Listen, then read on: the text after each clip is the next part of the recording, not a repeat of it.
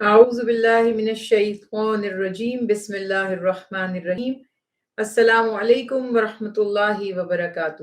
الحمدللہ دورہ قرآن پاک میں آج آغاز کر رہے ہیں پارہ نمبر 20ویں سپارے کا آغاز کریں گے۔ سورہ نمل کی ابتدا ہم کر چکے تھے، 19ویں سپارے میں اس کے احکامات کچھ پڑھے تھے، مزید کنٹینیو ہے انشاءاللہ۔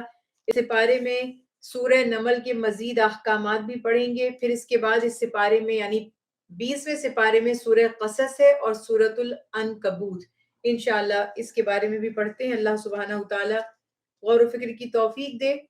شروع اللہ کے نام سے جو بہت مہربان اور مستقل محبت فرمانے والا ہے۔ 20ویں سپارے کی ابتدا جو سپارے کا نام لکھا جاتا ہے ابتدا میں امن خلق السماوات والارض، کہ بھلا وہ کون ہے جس نے آسمان اور زمین کو پیدا کیا۔ اس سورت کی ابتدا میں یعنی سورہ نمل کا جو حصہ 20ویں سپارے کی سٹارٹنگ میں ہے، اس میں اللہ سبحانہ وتعالیٰ نے اپنی وحدانیت کے یعنی توحید کے، اس بات کے کہ وہ خالق مالک تنہا کائنات کا بات کہنا چاہیے کہ انتظام سنبھالنے والا ہے اور اس کے سوا کوئی معبود نہیں ہے، اور یہ کہ وہ موجود ہے یعنی بغیر کسی مالک کے، بغیر کسی منتظم کے، بغیر کسی بنانے والے کے کوئی چیز نہیں بن سکتی۔ تو اللہ نے کائنات ہی میں سے اپنی قدرت کی، اپنی توحید کی 5 نشانیاں، 5 دلائل بیان کیے، اور انٹیروگیٹو ہے انداز جو ہے نا، جس کو آپ کہتے ہیں کہ استفہامیہ انداز، جیسے سوال کیا جاتا ہے، لوگوں کو دعوت دی جاتی ہے غور و فکر کی کہ وہ سوچیں سمجھیں، اپنا دماغ استعمال کریں اور پھر نتیجہ نکالیں۔ تو اللہ سبحانہ وتعالیٰ نے سب سے پہلی دلیل دی، کیا وہ اللہ جس نے آسمانوں اور زمین کو پیدا کیا اور آسمان سے بارش برسا کر اس کے ذریعے اس نے خوبصورت پھل پھول اور کھیت تخلیق کیے، وہ بہتر ہے یا جنہیں یہ اللہ کے ساتھ شریک ٹھہراتے ہیں وہ بہتر ہے۔ اس کے بعد دوسری دلیل میں فرمایا کہ وہی انسان کا حقیقی مالک محسن، جس نے انسان کے لیے زمین کو ٹھہرنے کی یا قرار کی جگہ بنا دیا، یعنی وہ وہاں پر رک سکتا ہے، ٹھہر سکتا ہے، اس کا مقام بنا دیا اللہ نے زمین کو، کہ زمین اس کو لے کر ہلتی جھلتی نہ رہے، اور اس کے اوپر بیلنس کرنے کے لیے بھاری پہاڑ قائم کر دیے۔ بڑی سائنٹیفک یہ سب اس میں ڈیٹیلز ہیں، اور ظاہر ہے کہ جو سائنس سے دلچسپی رکھتے ہیں تو وہ ان باتوں کو بہت اچھی طرح سمجھ پاتے ہیں۔ پھر اللہ نے میٹھے اور کھارے پانی کو مکسڈ اپ ہونے سے، کہ ان دونوں کا ٹیسٹ مل نہ جائے، اسے بچانے کے لیے ان کے درمیان میں ایک رکاوٹ قائم کی، یعنی ایک ایسی وال ہے، انسین ایک دیوار ہے یا ایک ایسی آڑ ہے کہ اللہ تعالیٰ فرماتے ہیں کہ دونوں ذائقوں کا پانی، کھارا پانی اور میٹھا پانی، یعنی جو بہت نمکین اور کڑوا ہے یا جو میٹھا ہے، وہ آپس میں مل کر ذائقہ خراب نہیں کرتے۔ اور پھر اللہ تعالیٰ فرماتے ہیں کہ کیا اس محسن اور قادر ذات کو بتوں کے مثال دے کر، کہ بتوں سے کمپیر کرنا انہیں، کیا یہ انصاف ہے کہ اللہ کی جو قدرت ہے، کیا اس جیسی قدرت کسی کی ہے؟ پھر تیسری دلیل دی کہ جب انسان مجبور ہوتا ہے، بے بس اور لاچار ہوتا ہے، اس پر ظلم کیا جا رہا ہوتا ہے، یا کسی بیماری یا تکلیف میں مبتلا ہو جاتا ہے، تو کسے پکارتا ہے؟ اس وقت کیا اس کو اپنے بت یاد آتے ہیں یا اللہ کے شرکاء یاد آتے ہیں؟ نہیں، بلکہ اللہ رب العالمین کو پکارتا ہے، اپنے بے جان بتوں کو نہیں پکارتا۔ پھر اللہ تعالیٰ نے چوتھی دلیل دی کہ بحر و بر کی تاریکیوں میں، یعنی خشکی میں ہو یا سمندر میں، کون ہے جو رہنمائی فرماتا ہے، راہ دکھاتا ہے، اور بارش برسنے سے پہلے ٹھنڈی ہوائیں کون چلاتا ہے؟ یہ ساری قدرتیں، یہ سب اللہ تعالیٰ کے اختیار میں۔ فرمایا بتاؤ کیا یہ اختیار تمہارے رب کے پاس ہے، یا تمہارے اپنے ہاتھوں کے تراشے ہوئے بت، یا تمہارے اپنے ذہن کے تراشے ہوئے خدا، جنہیں خود ہم نے، یعنی کوئی دلیل نہیں ہے، ان کی کوئی کریڈیبلٹی نہیں ہے، ان کی کوئی تخلیق نہیں ہے، اور ہم انہیں خدا کے برابر معاذ اللہ سمجھنے لگے۔ پھر پانچویں دلیل انسان کی اپنی ذات سے دی، کہ یہ بتاؤ کہ انسان کو کس نے ابتدا میں پیدا کیا تھا، یعنی جب وہ کچھ بھی نہیں تھا، اور دوبارہ کون پیدا کرے گا؟ رب العالمین کے سوا کون ہے کہ جس کا تم نام پیش کر سکو گے؟ یہ سارے یہاں پر اللہ سبحانہ وتعالیٰ نے دلائل پیش کیے کہ مخلوق کو وہی پیدا فرماتا ہے، دوبارہ بھی وہی موت کے بعد زندہ کرے گا، اور زمین آسمان کی ساری مخلوق کو روزی کون دیتا ہے؟ جو پتھر میں ننھے سے کیڑے کو رزق پہنچاتا ہے، ایسی ایسی مخلوق کو رزق پہنچاتا ہے کہ جس کے رزق کا اگر ہم انتظام کرنا چاہیں تو کبھی نہیں کر سکتے۔ اور اس میں بڑا اچھا ایک واقعہ سلیمان علیہ السلام کے زمانے میں لکھا جاتا ہے کہ انہوں نے منوں ٹنوں بھاری دیگیں بنائی کہ اللہ تعالیٰ کی مخلوق کی دعوت کریں گے، اور ایک مچھلی ہی وہ جو لقمے تھے نا وہ کھا گئی سارا کھانا۔ تو انہوں نے فرمایا کہ میں نے تو یہ ساری مخلوق کے لیے پیدا کیا تھا، جیسے کل بھی ہم پڑھ رہے تھے کہ ان کے لشکر میں جنات بھی تھے، پرندے بھی تھے، جاندار بھی تھے، دیو ہیکل، سب مخلوق تھی۔ تو وہ ایک مچھلی نے سب کھا لیا، تو پھر سلیمان علیہ السلام نے اس سے سوال کیا کہ یہ تو ساروں کی دعوت کے لیے پکا تھا، تم نے کھا لیا۔ تو اس نے کہا کہ آپ کا رب تو مجھے دن میں ایسے 3 نوالے کھلاتا ہے کہ میں تو یہ کچھ بھی نہیں تھا، میں تو اس سے 3 گنا زیادہ کھا لیتی ہوں۔ تو اب یہ قصص الانبیاء کے واقعات ہوتے ہیں، انبیاء علیہ السلام کی کہانیاں ہوتی ہیں، روایات ہوتی ہیں، ہم ان کو اسرائیلی روایات سے اخذ کر لیتے ہیں، لیکن ظاہر ہے کہ جو قرآن کے مطابق ہوتا ہے تو اس کو ہم پک کر لیتے ہیں، اور جو نہیں لگتا تو اس کو چھوڑ دیتے ہیں۔ تو یہ واقعی بالکل قرآن سے اور حقیقت سے بہت ہی قریب یہ بات نظر آ رہی ہے کہ اگر انسان اللہ کی مخلوق کے کھانے کا انتظام کرنا چاہے یا دعوت کرنا چاہے تو یہ اس کے بس میں نہیں ہے۔ آپ پوری دنیا میں دیکھیے کتنی سفرنگز ہیں، آج دنیا بھر میں اتنی چیریٹی ہو رہی ہے، ڈے بائی ڈے جہاں ہم سوچتے ہیں بے حسی بڑھ رہی ہے، نفسا نفسی بڑھ رہی ہے، سیلفشنس بڑھ رہی ہے، لیکن دوسری طرف آپ دیکھیں گے کہ صدقہ، خیرات، غربا کی امداد، یہ ایک رجحان بھی آپ کو زیادہ نظر آ رہا ہے۔ لیکن اگین آپ دیکھتے اتنے لوگوں کی ہم مدد کر رہے ہیں، اتنے لوگوں کی مدد کر رہے ہیں، ابھی تو پھر پیچھے اتنا ڈھیر ہے، ہم تو سب کو پورا نہیں کر سکتے۔ تو لٹرلی اللہ ہی ہے جو سب کا رزق پہنچاتا ہے، اور اس کے سوا کوئی کسی کا انتظام نہیں کر سکتا۔ یہی بات یہاں بتا دی گئی کہ وہ روزی دینے والا پوری مخلوق کو، جس کو ہم دیکھ بھی نہیں پاتے، اللہ ہی ہے۔ اور سارے سوالات کرنے کے بعد انسانی عقل کو جھنجھوڑا جا رہا ہے، اور اللہ سبحانہ و تعالیٰ فرماتے ہیں کہ انسان کی عقل سلیم کیا یہ غور نہیں کرتی کہ یہ سب معبود برحق کے علاوہ کون کر سکتا ہے؟ آج تک کسی کے معبود نے یا کسی نے اپنے معبود کے لیے ان باتوں کو کبھی کلیم کیا بھی نہیں۔ یہ بھی آپ دیکھیں کہ یہ اللہ ہی کی شان ہے کہ اسی کا اختیار ہے۔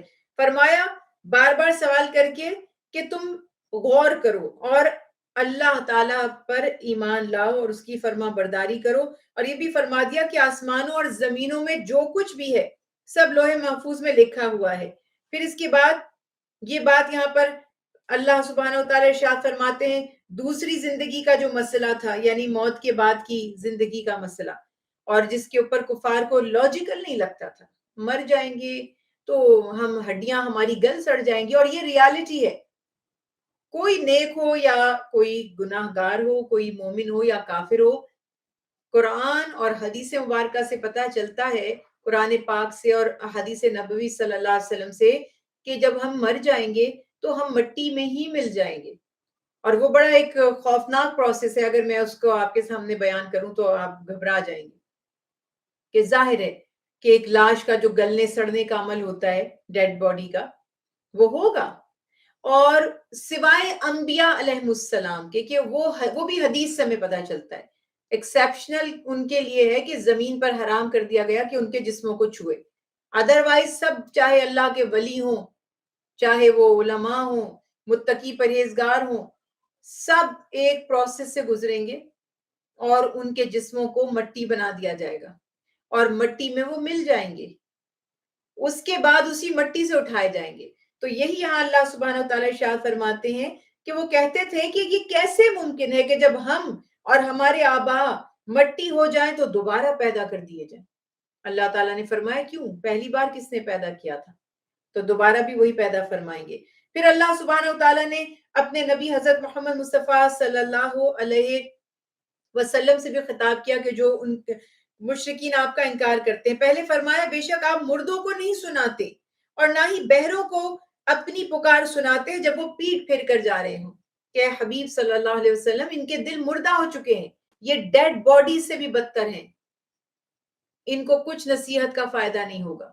فرمایا یہ اچھا دیکھیے قرآن پاک کی ٹرمز تھوڑی ڈفرینٹ ہیں.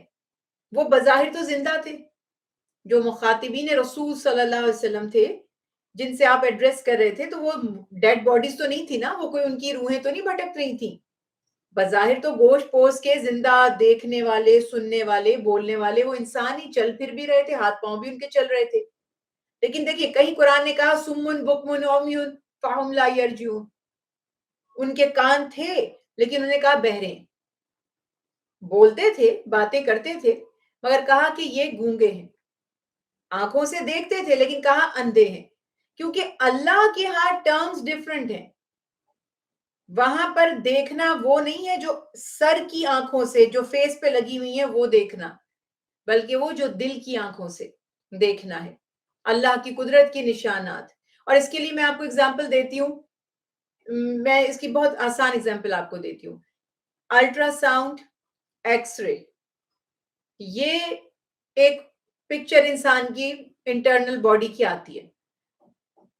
اب ہم دیکھتے ہیں ایکس رے، اور ہم جب اس کی ایجوکیشن ہماری وہ نہیں ہے، ہماری وہ فیلڈ نہیں ہے، تو ہمیں تو کچھ سمجھ نہیں آ رہا ہے اس ایکس رے میں ایسا کون سا ایشو ہے. مگر جس نے اس کی تعلیم حاصل کی ہے، وہ جو ایکسپرٹ ہے، ڈاکٹر ہے، وہی اس کی بھی آنکھیں ہیں، وہی آپ کی بھی آنکھیں، وہ بتا دیتا ہے یہ مسائل ہیں. الٹرا ساؤنڈ دیکھ کر بھی آپ دیکھ رہے کچھ سمجھ نہیں آ رہے کیا ہے، لیکن وہی آنکھیں اس کی بھی ہیں، مگر ان آنکھوں کے پیچھے کیا ہے؟ علم ہے، شعور ہے، آگہی ہے، اویئرنس ہے.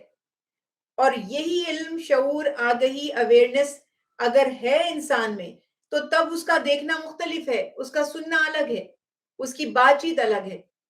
اسی طرح سے اللہ نے ایسے کافروں کو مردہ دل قرار دیا کہ جو اتنی پیاری دلیل دیکھ کر بھی نہ مانے. اب آپ ایک ایگزامپل دے رہی ہوں، میں آپ سے کہتی ہوں کوئی چیز، میں یہ دیکھیں یہ میرے ہاتھ میں، میں اوپر سے پھینک رہی ہوں، نیچے گر رہی ہے. اگر آپ کہیں نہیں گر رہی، اگر آپ کے ہاتھ میں تو کچھ نہیں ہے، تو مجھے بتائیے میں آپ کا کیا کر سکتی ہوں؟ کیا کہہ سکتی ہوں پھر آپ کو؟ کہ ایک حقیقت آپ کو دکھا رہی ہوں، بتا رہی ہوں، آپ دیکھ بھی رہے، لیکن آپ کہتے ہیں ہمیں کچھ نظر نہیں آ رہا، تو کیا کہا جائے گا؟ کہ یہ تو اندھے ہو گئے. یہی کہا جائے گا نا پھر. تو لٹرلی جو معجزات دیکھ کر ایمان نہ لائے، تو کیوں اس کو اندھا نہ کہا جائے؟ کیوں بہرا نہ کہا جائے؟ کلمہ حق زبان سے ادا نہ کرے تو کیوں گونگا نہ کہا جائے؟ اور کیوں مردہ نہ کہا جائے اس کو؟ کہ جیسے مردے کو نصیحت فائدہ نہیں دیتی، وقت گزر گیا، عمل کا وقت ختم ہو گیا. تو اللہ تعالی ارشاد فرما رہے ہیں کہ آپ مردوں کو نہیں سنا سکتے، اور نہ ہی بہروں کو اپنی پکار سنا سکتے. اللہ کے حبیب کو اللہ کی یہ تسلی ہے کہ کیوں غم کرتے ہیں آپ تو اپنی پوری انتھک محنت کر رہے ہیں، آپ کی تڑپ ہے، آپ کی لگن ہے. اور سچا داعی دعوت دینے والا، دین کی طرف بلانے والا، اسے سکون نہیں آتا جب لوگ حق کے راستے کو چھوڑ کر بیٹھے ہوئے ہوں. وہ مخلص ہوتا ہے نا ان سے، اللہ تعالیٰ سے، اللہ کے بندوں سے محبت کرتا ہے. اور اللہ کے حبیب کی کوئی مثال آپ پیش کر سکتے ہیں ان کے جیسی، کہ جو انسانیت کا درد رکھنے والے، امت سے محبت کرنے والے، وہ کیسے تڑپتے تھے؟ تو اللہ تعالیٰ فرما رہے ہیں کہ ان کی مثال ایسے ہے جیسے کہ یہ گونگے اور بہرے ہو گئے، تو انہیں آپ کوئی نصیحت نہیں سنا سکتے. پھر بتایا کہ آپ تو صرف انہی لوگوں کو سناتے ہیں جو ہماری آیات پر ایمان لاتے ہیں. اللہ اکبر. کہ جو مانے گا نصیحت اسی کو فائدہ دے گی، یہ بالکل سچی بات ہے. اور آپ جو ہماری آیت پر ایمان لاتے ہیں، مردوں کا قبروں میں سننا، پھر والی بات آ گئی، ویسے مردہ سنتا ہے. غزوہ بدر، صحیح بخاری صحیح مسلم میں مستند ترین صحیح سند کے ساتھ اوتھینٹک احادیث موجود ہیں، مردے کی سماعت کام کرتی ہے. اور آپ کو پتا ہے میڈیکل سائنس سے بھی یہ چیز پروون ہے، ہماری آنکھیں ٹھیک رہتی ہیں، تبھی تو آنکھوں کے ڈونیشنز دیے جاتے ہیں مرنے کے بعد بھی، اور سماعتیں بھی ٹھیک رہتی ہیں. اور کئی ایسے موقع ہوئے جس میں آپ نے فرمایا مردہ سن رہا ہے، قبر والوں کو بھی فرمایا سنتے ہیں. سلام کرو تو جواب دیتے ہیں، السلام علیکم یا اہل القبور، جو آپ کرتے ہیں. اور بدر کے موقع پر مشرکین کو آپ نے خطاب کیا کہ تمہیں میں نے یہ نہ کہا تھا، یہ نہ کہا تھا. تو ایک صحابی نے عرض کیا، رسول اللہ صلی اللہ علیہ وسلم آپ مردوں سے خطاب کر رہے ہیں؟ آپ نے فرمایا اللہ کی قسم وہ ایسے ہی میری بات کو سنتے ہیں جیسے تم سنتے ہو. بلکہ سائنٹیفکلی جب کچھ حصے، اب میں مثال دیتی ہوں آپ کو، اگر آپ کی آنکھیں بند کر دی جائیں آپ کی سماعت تیز ہو جائے گی، کیونکہ آپ کا پورا فوکس جو ہے نا سننے پر ہو جاتا ہے. اور آپ آزما کے دیکھیے گا جو بلائنڈ لوگ ہوتے ہیں، جو نہیں دیکھ پاتے، وہ زیادہ غور سے چیزیں سنتے ہیں. تو اللہ کے حبیب نے فرمایا تم سے زیادہ میری بات کو سن رہے ہیں وہ. تو سماع موتا کے ہم قائل ہیں. We believe in listening the dead bodies، کہ یہ جو سماع موتا ہے یہ قرآن اور حدیث سے ثابت ہے. یہ کسی فرقے کا کانسیپٹ نہیں. اب ہماری تو ٹریجڈی ہے نا، فرقے کا رنگ اس کو دے دیتے کہ یہ والے فرقے کے لوگوں کا یہ نظریہ ہے، یہ والے فرقے کے لوگوں کا یہ نظریہ ہے. قرآن اور حدیث سے ثابت ہے مردہ سنتا ہے. لیکن اگین وہ اس کو کہا سنانا نہ سنا کیوں بیکار ہے، اب عمل نہیں کر سکتا، اب کوئی فائدہ نہیں، عمل کی مہلت اس کی ختم ہو گئی، وہ وقت اب گزر گیا. تو اسی لیے یہاں پر بتا دیا کہ ویسے مردے قبروں میں بھی سنتے ہیں، حدیث پاک سے ثابت ہو گیا. لیکن ان آیت کا مطلب یہ کہ کچھ ایسے لوگ ہیں جو، اب دیکھیے نا، وہ تو زندہ تھے تب بھی ان کو سمن بکمن امیون کہا گیا. جو لوگ کہتے ہیں مردے سن نہیں سکتے، دیکھیں یہ آیت لکھی ہوئی ہے. تو ان سے انسان یہ پوچھے کہ وہ تو مردہ تھے بھی نہیں، وہ تو زندہ لوگ تھے جنہیں یہ بات کہی جا رہی ہے کہ مردے نہیں سنتے. اور دوسری بات یہ کہ اللہ نے سمن بکمن امیون ان کو کیوں کہا، جبکہ وہ دیکھتے بھی تھے، ان کی آنکھیں بھی موجود تھی، کان بھی، سماعت بھی موجود تھی. تو کچھ لوگ اپنی مرضی سے آیات کو انڈرسٹینڈ کرتے ہیں ایک خاص نظریے کے تحت. لیکن جنرلی یہاں پر ہمیں احکامات پتہ چل رہے ہیں کہ کبھی کبھی ایک بات عمومی طور پہ کہی جاتی ہے اور پھر ڈفرینٹ سچویشنز میں اس کو اور فردر ایکسپلین بھی کیا جاتا ہے. تو بتا دیا کہ وہ چونکہ اپنی صلاحیتوں کا صحیح فائدہ نہیں اٹھا رہے تھے، تو آنکھیں ہونے کے باوجود بھی حق کو قبول نہیں کر رہے تھے، تو وہ اللہ تعالیٰ بھی پھر وہ ان کے دلوں پر مہر لگا دیتے، پھر وہ چاہیں بھی تو حق انہیں نظر نہیں آتا. اور رسول اللہ صلی اللہ علیہ وسلم ایسے ہی لوگوں کو دعوت حق دیتے رہے. اور پھر سورت کے آخر میں بتایا کہ مجھے حکم دیا گیا ہے کہ میں فرما برداروں میں سے رہوں، قرآن پاک کی تلاوت کروں. سو جس نے ہدایت قبول کی اس میں اسی کا فائدہ ہے، اور جو راہ راست سے بھٹک گیا یا بہک گیا، جس نے گمراہی کی راہ اختیار کی، تو آپ صلی اللہ علیہ وسلم فرما دیجئے میں تو صرف عذاب کی خبر دینے والوں، آگاہ کرنے والوں میں ہوں. یعنی واضح کر دیا کہ تمہیں ایک خوبصورت پیغام دیا جا رہا ہے، ایک مبارک دعوت دی جا رہی ہے. اگر تم اس دعوت کو قبول کرو تو یہ تمہارے لیے اعزاز ہے، سعادت ہے. یہ بات یہاں پہ بتا دی گئی. اور اللہ سبحانہ وتعالیٰ نے واضح فرما دیا کہ اے نبی صلی اللہ علیہ وسلم آپ پرواہ نہ کیجئے، جو مشرک اللہ کا اور آپ کی رسالت کا انکار کرتے ہیں ان کا بھی وہی انجام ہوگا جو ان سے پہلے مجرموں کا ہوا. تو ان کو بتا دیجئے کہ تمہارے ساتھ بھی وہی ہو سکتا ہے. زمین میں چل پھر کر دیکھ لو، ڈھونڈو ان کے ساتھ کیا ہوا. اب ہم تو ماشاءاللہ بیٹھے بیٹھے پوری تاریخ پڑھ لیتے، لیکن انہیں کہا گیا تم سفر کرتے ہو، تجارتی قافلے لے کر جاتے ہو، کیا تم ان علاقوں سے گزرتے نہیں ہو جہاں پر تمہارے جیسے سورما تھے، بڑے طاقتور تھے، بڑے جری تھے، بہادر تھے، دولت، ہر طرح کی فیسلٹیز، ہر طرح کی سہولت تھی، کہاں گئے وہ؟ کیوں آئے ان پر عذاب؟ وہ باتیں چھپی ہوئی تھوڑی تھی. تو اس لیے ان کو بتا دیا. اور پھر قیامت کے بعض منظر بیان کیے گئے. پھر بتایا گیا کہ بس یہ جہان جو ہے اس وقت تک باقی رہے گی، یہ دنیا، جب سور نہ پھونک دیا جائے. جب حضرت اسرافیل اللہ کے حکم سے سور پھونکیں گے تو یہ ساری دنیا ختم ہو جائے گی. اور وہ 2 بار کا سور پھونکنا، اور پھر تیسری بار کا بتایا جاتا ہے. اسرافیل علیہ السلام پہلی مرتبہ سور پھونکیں گے تو ساری مخلوق کے اوپر، زمین اور آسمان کی ساری مخلوق پر ایک ہیبت، ایک خوف طاری ہو جائے گا. جب دوسری بار سور پھونکیں گے تو کائنات کی ہر چیز فنا ہو جائے گی، ہر جاندار کو موت آ جائے گی. اور جب تیسری بار سور پھونکیں گے تو ساری جو ڈیڈ تھے، جو قبروں میں تھے، جو جہاں کہیں بھی تھے، زندہ ہو کر اٹھ کر میدان محشر کی طرف روانہ ہو جائیں گے، چل پڑیں گے. یہ واضح بتا دیا گیا. اور جیسے سورت کی ابتدا میں قرآن کی عظمت بیان کی گئی تھی، اسی طرح اختتام میں بھی اللہ تعالیٰ فرماتے انسان کی یہ سعادت ہے کہ وہ اس پیاری کتاب کو، اللہ کے کلام کو، اس دعوت کو مضبوطی سے تھامے رہے، یعنی یہ تو ہمارا بھلا ہے، ہمارا فائدہ ہے اگر ہم قرآن پاک پر ایمان لائیں اور اس کے مطابق عمل کریں۔ یہ سورت یہاں پر اینڈ ہوتی ہے، سورت القصص ہے۔ بسم اللہ الرحمن الرحیم۔ سورہ قصص ایکسکیوز می، سورہ قصص مکی سورتوں میں سے ہے۔ مصحف کی ترتیب کے اعتبار سے، یعنی کہ جس آرڈر میں قرآن پاک میں ہے، اس کا نمبر 28 ہے، اور نزولی ترتیب کے اعتبار سے 49 بتایا جاتا ہے۔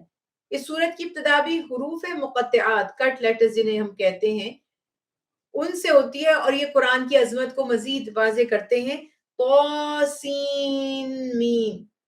بعض مفسرین کرام نے لکھا کہ یہ اللہ کے حبیب کے پیارے نام ہیں، عظمتیں ہیں، اور بعض نے فرمایا کہ یہ اللہ اور اس کے نبی کے درمیان کے راز ہیں۔ اللہ کے حبیب نے کبھی حروف مقطعات کو ایکسپلین نہیں کیا، اور ہمارا عقیدہ یہ ہوتا ہے کہ ہمارا ان سب پر ایمان ہے۔ یقیناً یہ قرآن کی عظمت کے دلائل ہیں، لیکن اگر ان کا معنی جاننا، ان کی ایکسپلینیشن ہمارے لیے ضروری ہوتی تو اللہ کے حبیب کبھی اس کو بیان کیے بغیر نہ رہتے۔ اگر آپ نے بیان نہیں فرمایا تو اب ہمیں اس کی ٹو لگانا یا اس کے پیچھے جانا اور اپنی اپنی مرضی سے بتانا اس کا یہ مطلب ہے، اس کا یہ مطلب ہے، تو اس کا کوئی مقصد نہیں ہے۔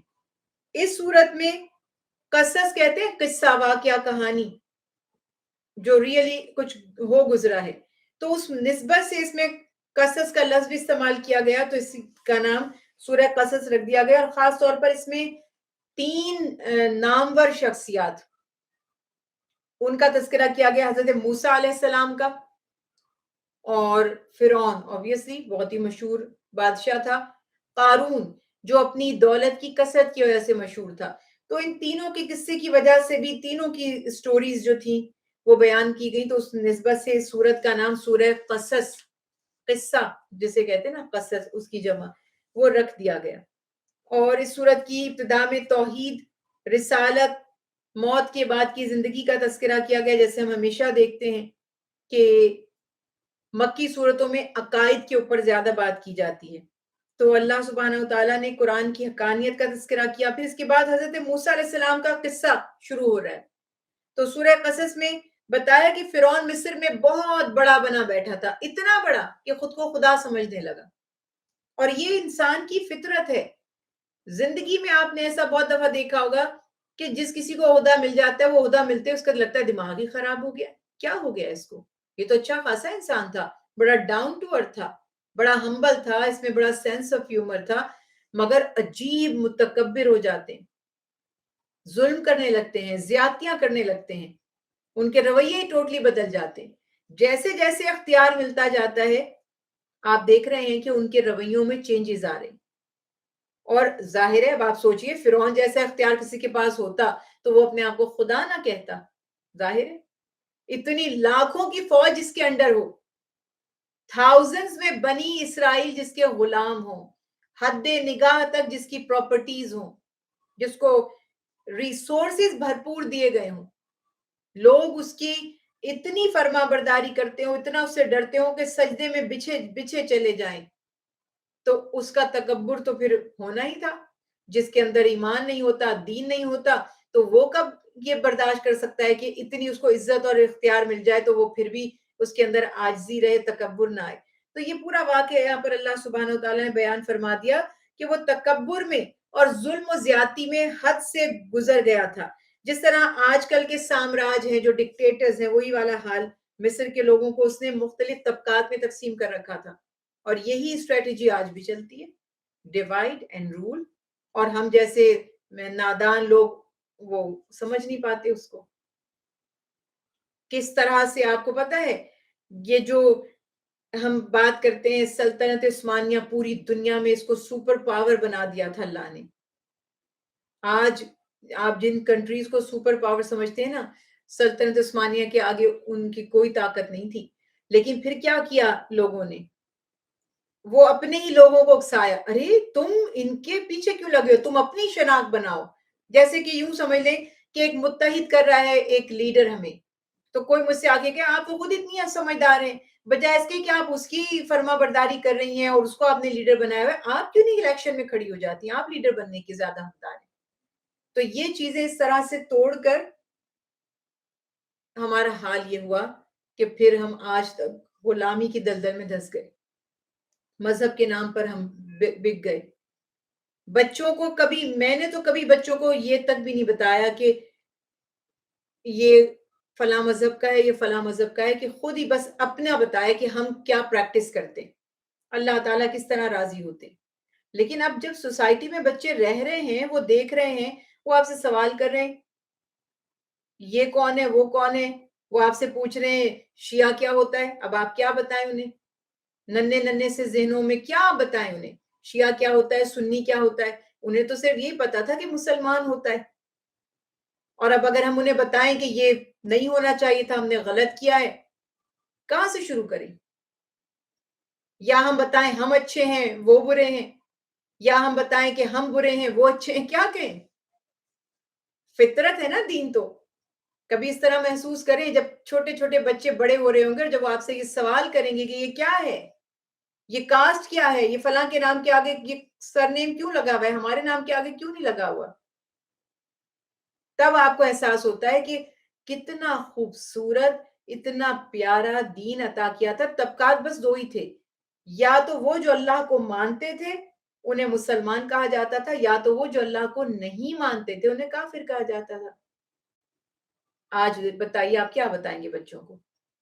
تو اس حساب سے یہاں پر جو معاملات ہیں وہ یہی بتا دیے گئے کہ فرعون نے بھی ایسی حکومت کی، مختلف طبقات میں لوگوں کو تقسیم کر دیا، کیونکہ اگر ان میں یونائٹڈ وہ ہو جاتے، یونٹی ہو جاتی، تو پھر فرعون کی حکومت کیسے رہتی. یہی بات یہاں پر ہے.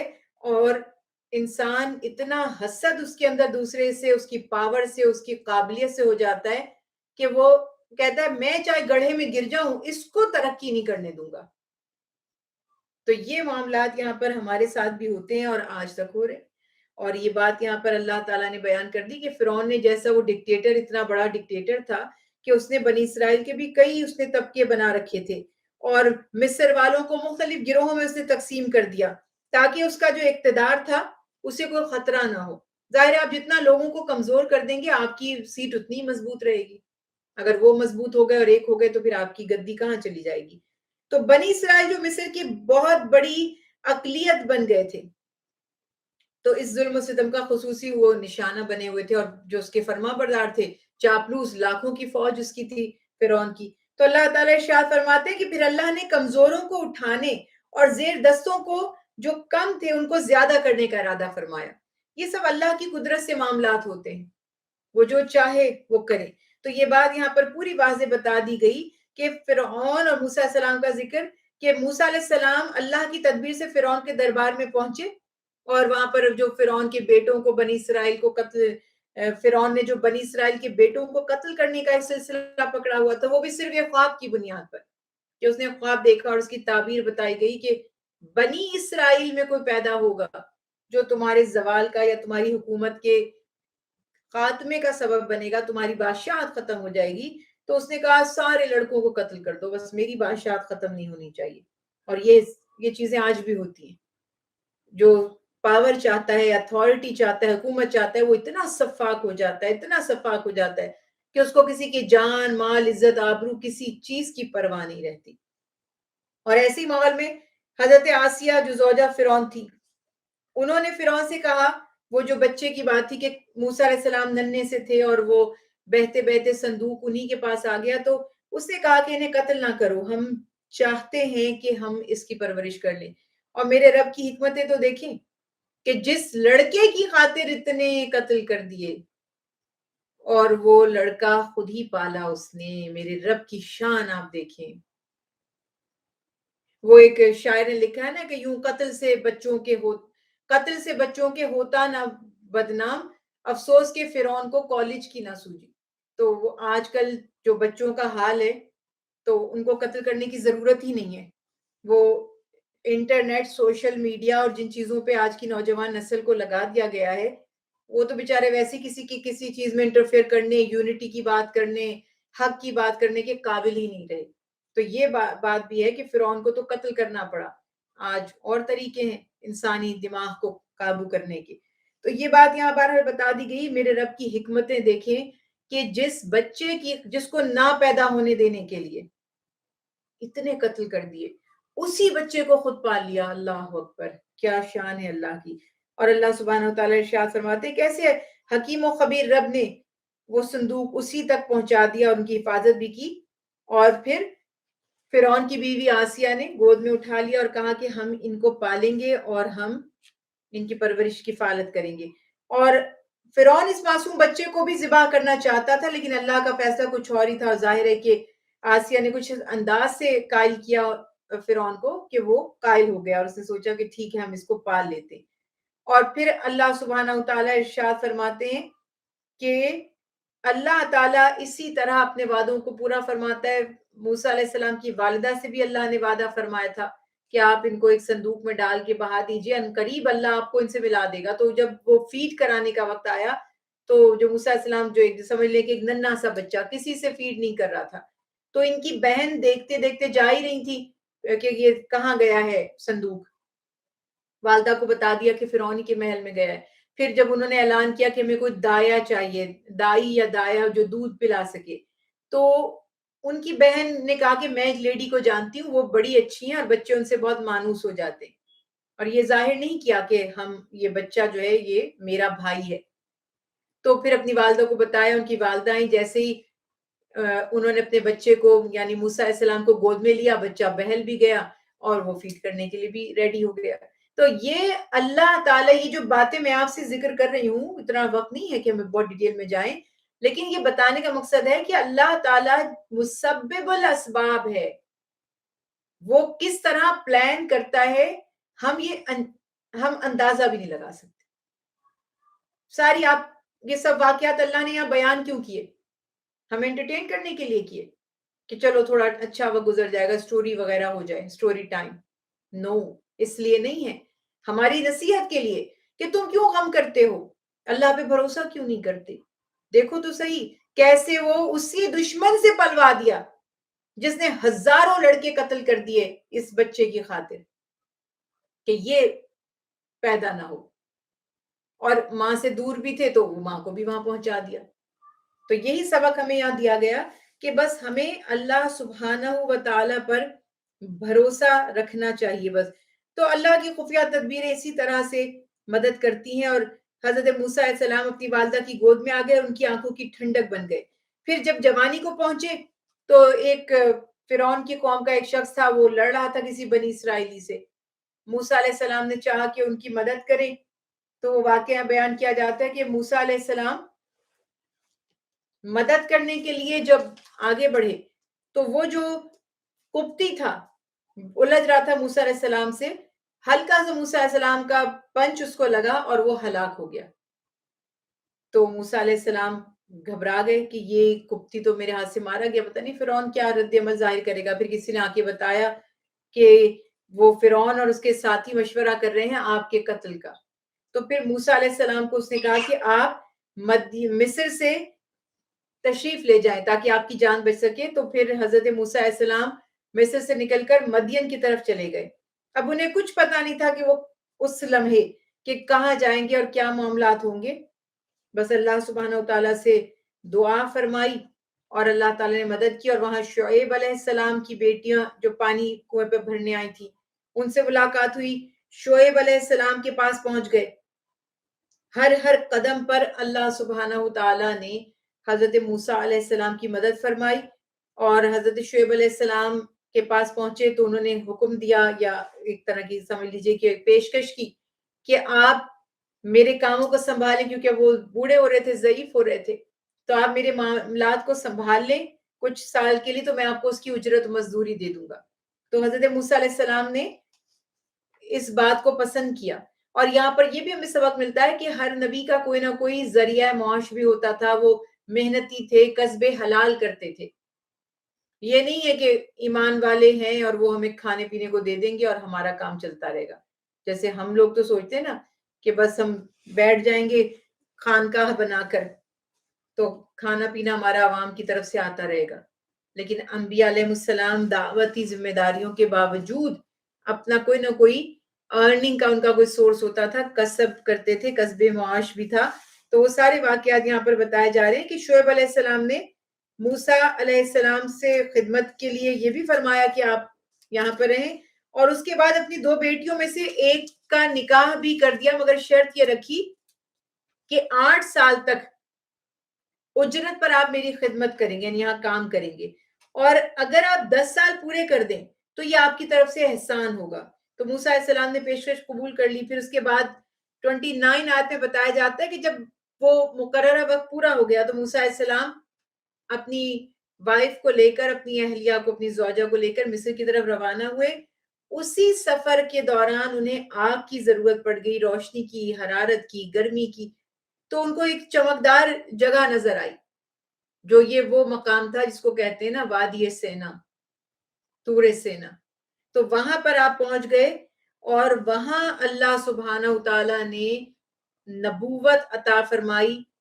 آپ کی جو لاٹھی تھی، عصا جو تھی، اس کو معجزہ بنا دیا، ہاتھ پر ایک چمکدار نشان، وہ معجزہ بنا دیا گیا، اور وہاں اللہ سبحانہ وتعالی نے حکم دیا کہ آپ جائیے اور فرعون کو حق کی، دین کی دعوت دیجیے، آپ بتائیے کہ آپ اللہ کے رسول ہیں۔ تو یہ سارے معاملات بتا دیے کہ نبوت عطا کرنے کے بعد اب اللہ سبحانہ وتعالی نے حکم دیا کہ آپ جائیں اور فرعون کو حق اور دین کی اور اسلام کی دعوت دیں۔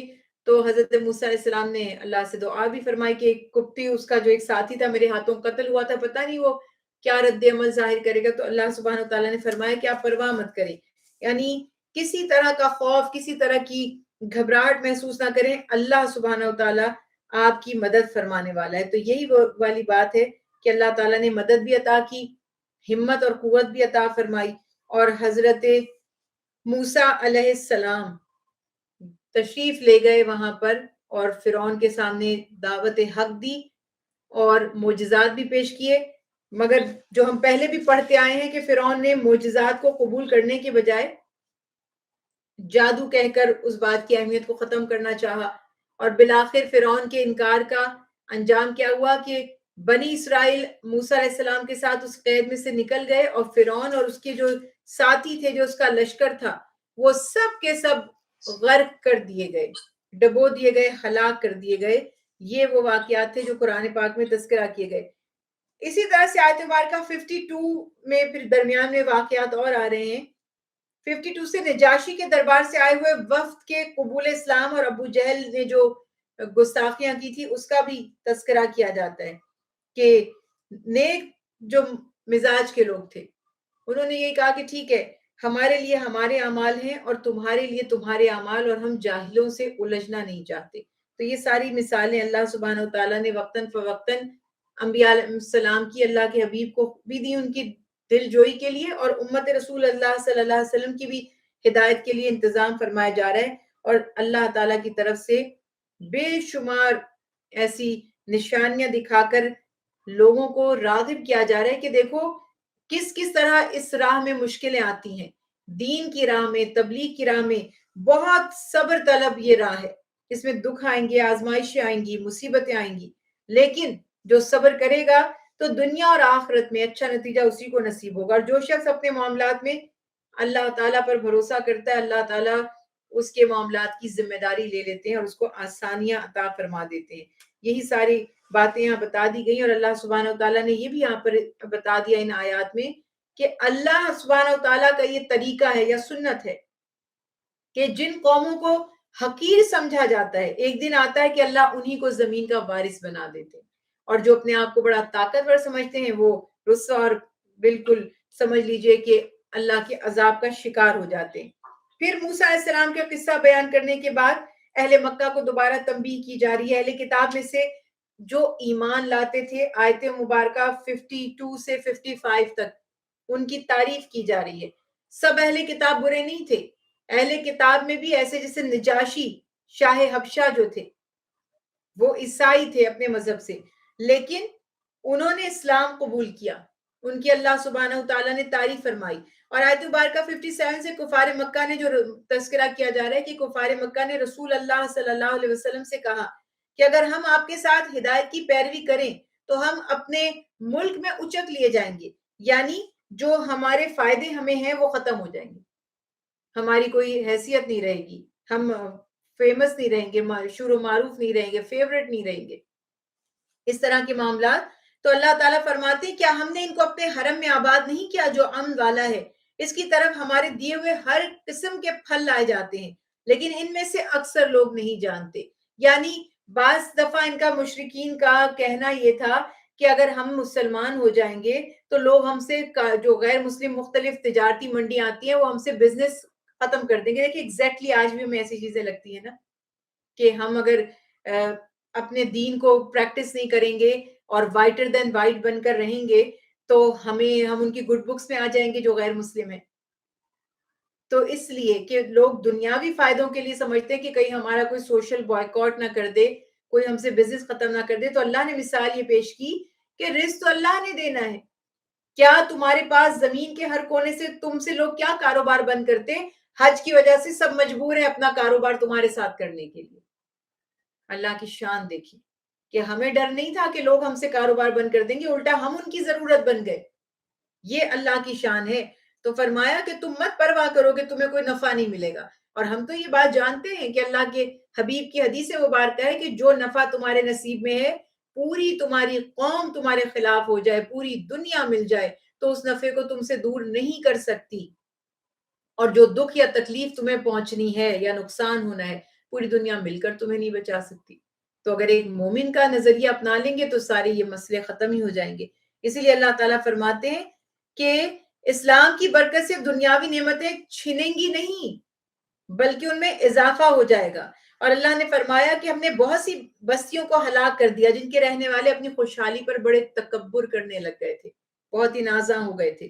یعنی ماضی کی خوشحال سرکش قوموں کے کھنڈرات آج ہمارے لیے عبرت کا نشان بنائے گئے ہیں اگر ہم غور کریں تو.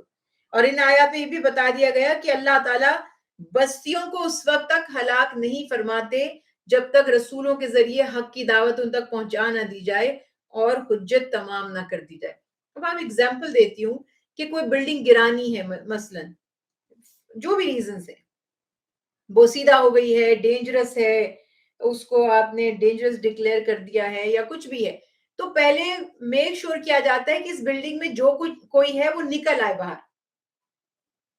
اب یہاں پہ کئی دفعہ ایسا ہو جاتا ہے کہ وہ بلڈنگ ناجائز تعمیر کی ہوئی ہے, اب گورنمنٹ نے آرڈر دے دیا یہ بلڈنگ, یہ عمارت گرے گی, تو وہ ایک دم سے بلڈوزر لے کر آ کر بلڈوز نہیں کر دیتے اس بلڈنگ کو, نوٹس دیے جاتے ہیں, بتایا جاتا ہے, بار بار اعلان کیا جاتا ہے تاکہ لوگ اس بلڈنگ کو خالی کر دیں. پھر یہ نہ کہ ہمیں تو پتہ نہیں تھا, ہم اندر ہی تھے, آپ نے بلڈنگ گرا دی. ایسا نہیں ہوگا نا. تو اللہ تعالیٰ تو بہت مہربان ہے. اللہ سبحانہ و تعالیٰ فرما رہے میں کیسے کسی قوم کو ہلاک کر دیتا جب تک کہ ان کو تنبیہ نہ کی جاتی, انہیں سنبھلنے کا موقع نہ دیا جاتا, اپنے آپ کو بچانے کی ان کو مہلت نہ دی جاتی. بار بار مہلتیں دی جا رہی ہیں, بار بار سمجھایا جا رہا ہے, نصیحت کی جا رہی ہے, وہ ٹھٹے لگاتے, ہم دیکھتے ہیں عذاب ہمارا کیا بگاڑتے, لے آؤ عذاب جو تم کہتے ہو. تو یہ معاملات تھے, اسی لیے وہ پھر بستیاں سب کی سب ہلاک ہو گئی. آیت مبارکہ 62 میں قیامت کے دن کفار کو جو پکار کر ان کے باطل معبودوں کے بارے میں جو سوال کیا جائے گا اس کا تذکرہ کیا گیا, اور کفار کا اپنے معبودوں پر الزام, وہ کہیں گے ان کی وجہ سے ہم مارے گئے, اور معبود کہیں گے ہمارا کیا قصور تھا, ہم نے کب کہا تھا تم ہماری عبادت کرو یا ہمیں خدا بنا لو. تو دونوں ایک دوسرے کو بلیم کر رہے ہوں گے اور دونوں بے بس ہوں گے, کوئی فائدہ نہیں ہوگا. تو فرشتوں کے اس سوال کے جواب میں خاموش رہنے کا بیان ہے کہ تم نے اپنے رسولوں کو کیا جواب دیا تھا. یعنی فرشتے پوچھیں گے کیا تمہارے پاس رسول نہیں آئے تھے. اچھا, اب یہ فرشتے بھی اس لیے نہیں پوچھ رہے کہ انہیں پتا نہیں ہے, یہ انہی کے منہ سے اقرار کروانے کے لیے, اور اس سے بھی بڑھ کر میرے اور آپ کے, ہم سب کے سننے والوں کی نصیحت کے لیے, کہ قیامت کے دن جب عذاب میں بھیجنے سے پہلے پوچھا جائے گا کیوں, کیا ہوا, تم کیوں جا رہے ہو جہنم میں. اللہ تو غفور الرحیم ہے, وہ تو بڑا مہربان ہے, اور وہ نبی جس کے امتی ہو تم, وہ تو رحمت للعالمین تھے, تو پھر کیا وجہ ہوئی کہ تم اس عذاب سے نہ بچ سکے. کیا تمہارے پاس رسول نہیں آئے تھے, کیا انہوں نے تمہیں آگاہ نہیں کیا تھا, تمہیں بتایا نہیں گیا تھا کہ یہ جہنم ہے, اس سے بچنا ہے, اور یہ ٹھکانہ ہے منکروں کا, کافروں کا, سرکشوں کا. اس سینس میں ان سے پوچھا جائے گا. تو پھر ظاہر ہے کہ وہ کیا کہیں گے, آئے تھے, بالکل آئے تھے, بس ہم پر ہی ہماری عقلوں پہ پردے پڑ گئے تھے. ہم ہی بدبخت تھے جو ہم ایمان لائے، اس قسم کے ان کے سٹیٹمنٹس ہوں گے، وہاں پہ پھر کیا فائدہ ہوگا ان باتوں سے۔ آیت مبارکہ 68 میں اللہ تعالیٰ کے خالق ہونے اور غیب کا علم رکھنے اور معبود برحق ہونے کا بیان کیا جا رہا ہے۔ اور اب یہ دیکھیے پھر وہی والی بات ہے کہ اللہ سبحانہ تعالیٰ کے علم غیب کا جو عالم ہے وہ یہ ہے کہ وہ دلوں کے حال بہتر جانتا ہے۔ جو ابھی دلوں کے حال، ابھی یہ نہیں کہ جو میرے دل میں اس وقت ہے وہ نہیں، مرنے کے وقت تک بھی جو میں سوچوں گی اور جو عمل کروں گی میرے رب کو اس کا علم ہے۔ پھر بھی اس کی شان دیکھیں، اس کی رحمت دیکھیں، اس کی شان غفاری دیکھیں کہ مہلت دی ہوئی ہے، کہ میری طرف سے پوری آزادی ہے، تم توبہ کر لو، سدھر جاؤ، حق کے راستے پر آ جاؤ، نادم ہو جاؤ، پلٹ آؤ۔ کہ کوئی باغی ہو جائے، بے وفا ہو جائے، کیا ہم کسی کو معاف کرتے ہیں؟ ہم سے اگر کوئی بے وفائی کرے، کوئی ہمارا ملازم ہمیں ایک دفعہ دھوکہ دے دے، ہمارے گھر میں میڈز کام کرتی ہیں، ایک دفعہ چیٹ کر دے، دوبارہ کبھی ہم اس کی شکل نہیں دیکھتے اور کبھی بھروسہ نہیں کرتے کہ ایک دفعہ ایسا کر کے گئی ہے، پتہ نہیں اب کیا کرے گی۔ اور میرے رب کا کمال دیکھیے، اس کی رحمت، بار بار دھوکے دیتے ہیں اس کو، پھر معافی مانگتے ہیں، وہ پھر معاف فرما دیتا ہے، پھر دغا دیتے ہیں، پھر بے وفائی کرتے ہیں، اسی کا دیا ہوا کھاتے ہیں، اسی کے ساتھ غداری کرتے ہیں، وہ پھر معاف فرما دیتا ہے۔ تو یہ بات یہاں پر واضح بتا دی گئی کہ اللہ سبحانہ و تعالی تمہارے دلوں کے حال جاننے کے باوجود تمہیں مہلت دیتے ہیں، اور وہی سچا معبود، وہی سب سے زیادہ مہربان ہے۔ پھر اللہ سبحانہ و تعالی نے قیامت کے مختلف مناظر کیا ہوں گے ان کا تذکرہ فرمایا، مختلف قیامت کے مناظر کا ذکر کیا جا رہا ہے کہ قیامت کے دن کفار کو ندا دے کر پوچھا جائے گا کہ کیوں تمہارا یہ حال ہوا۔ اس کے بعد فرعون جیسا ایک اور متکبر اور سرکش شخص تھا، اس کا نام قارون تھا، اور بتاتے ہیں کہ یہ خاندان کے اعتبار سے حضرت موسیٰ علیہ السلام کا کوئی قریبی تھا، جیسے رشتہ دار تھا، اور اکثر علماء کرام نے بتایا کہ وہ موسیٰ علیہ السلام کا چچا زاد بھائی تھا۔ اور اپنے وقت کا ہی نہیں، آج بھی جو سرمایہ دار ہوتے ہیں نا، ویلدیسٹ، ریچسٹ، یا گوگل کرتے ہیں نا سب سے ریچسٹ، وہ دکھاتے رہتے ہیں یہ سب سے امیر ہے، پتہ نہیں کیوں دکھاتے رہتے ہیں کہ سب سے قیمتی گھڑی اس کے پاس ہے، سب سے قیمتی گاڑی اس کے پاس ہے، سب سے قیمتی جو طیارہ ہے وہ اس کے پاس ہے، سب سے قیمتی جو وہ ہے گھر ہے وہ اس کے پاس ہے۔ کچھ بھی نہیں ہے ان کی دولت، کچھ بھی نہیں ہے جو قارون کے پاس تھی۔ بتاتے ہیں کہ 40 اونٹ اس کی لاکرز کی کیز کو لے کر چلتے تھے، بھرے ہوئے ہوتے تھے۔ تو یہ بتا دیا گیا کہ دنیا کا سب سے بڑا بزنس مین، سب سے بڑا سرمایہ دار، سب سے رچ وہ آدمی تھا، اس کے خزانوں کی چابیاں اٹھانے کے لیے طاقتور مردوں کی، یا کہیں لکھا گیا کہ اونٹوں کی جماعتیں تھیں، اور دولت کی اتنی ریل پیل تھی کہ وہ مغرور ہو کر ایک ٹکا بھی اللہ کی راہ میں خرچ نہیں کرتا تھا، اور کہتا تھا کہ یہ تو میں نے اپنی محنت سے کمایا ہے، اگر اللہ نے ان کو دینا ہوتا تو اللہ تعالیٰ انہیں بھی یہ فن دے دیتا، وہ بھی دولت بنانا جانتے، سیکھ لیتے۔ تو موسیٰ علیہ السلام نے اس کو بہت سمجھایا کہ اپنے مال و دولت پہ تکبر نہ کرو، اللہ اترانے والوں کو، تکبر کرنے والوں کو پسند نہیں فرماتا۔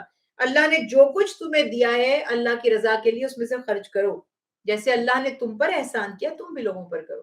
ہم بھی تو ڈیزرو نہیں کرتے جو ہمیں ملا ہے، ہم بہت انویسٹیگیٹ کرتے ہیں، بہت، اب چونکہ میری تو خیر ذمہ داری ایسی ہے کہ میرے پاس لوگوں کی بھی امانت ہوتی ہے، تو مجھے انویسٹیگیٹ کرنا ہوتا ہے کسی حد تک، تاکہ حقدار کے پاس حق پہنچ جائے۔ لیکن جنرلی ہم کون سے جو چیزیں اللہ نے ہمیں دی ہیں اس کے قابل ہیں؟ ہمارا کون سا رائٹ ہے جو کچھ ہمیں اللہ عطا کر رہے ہیں؟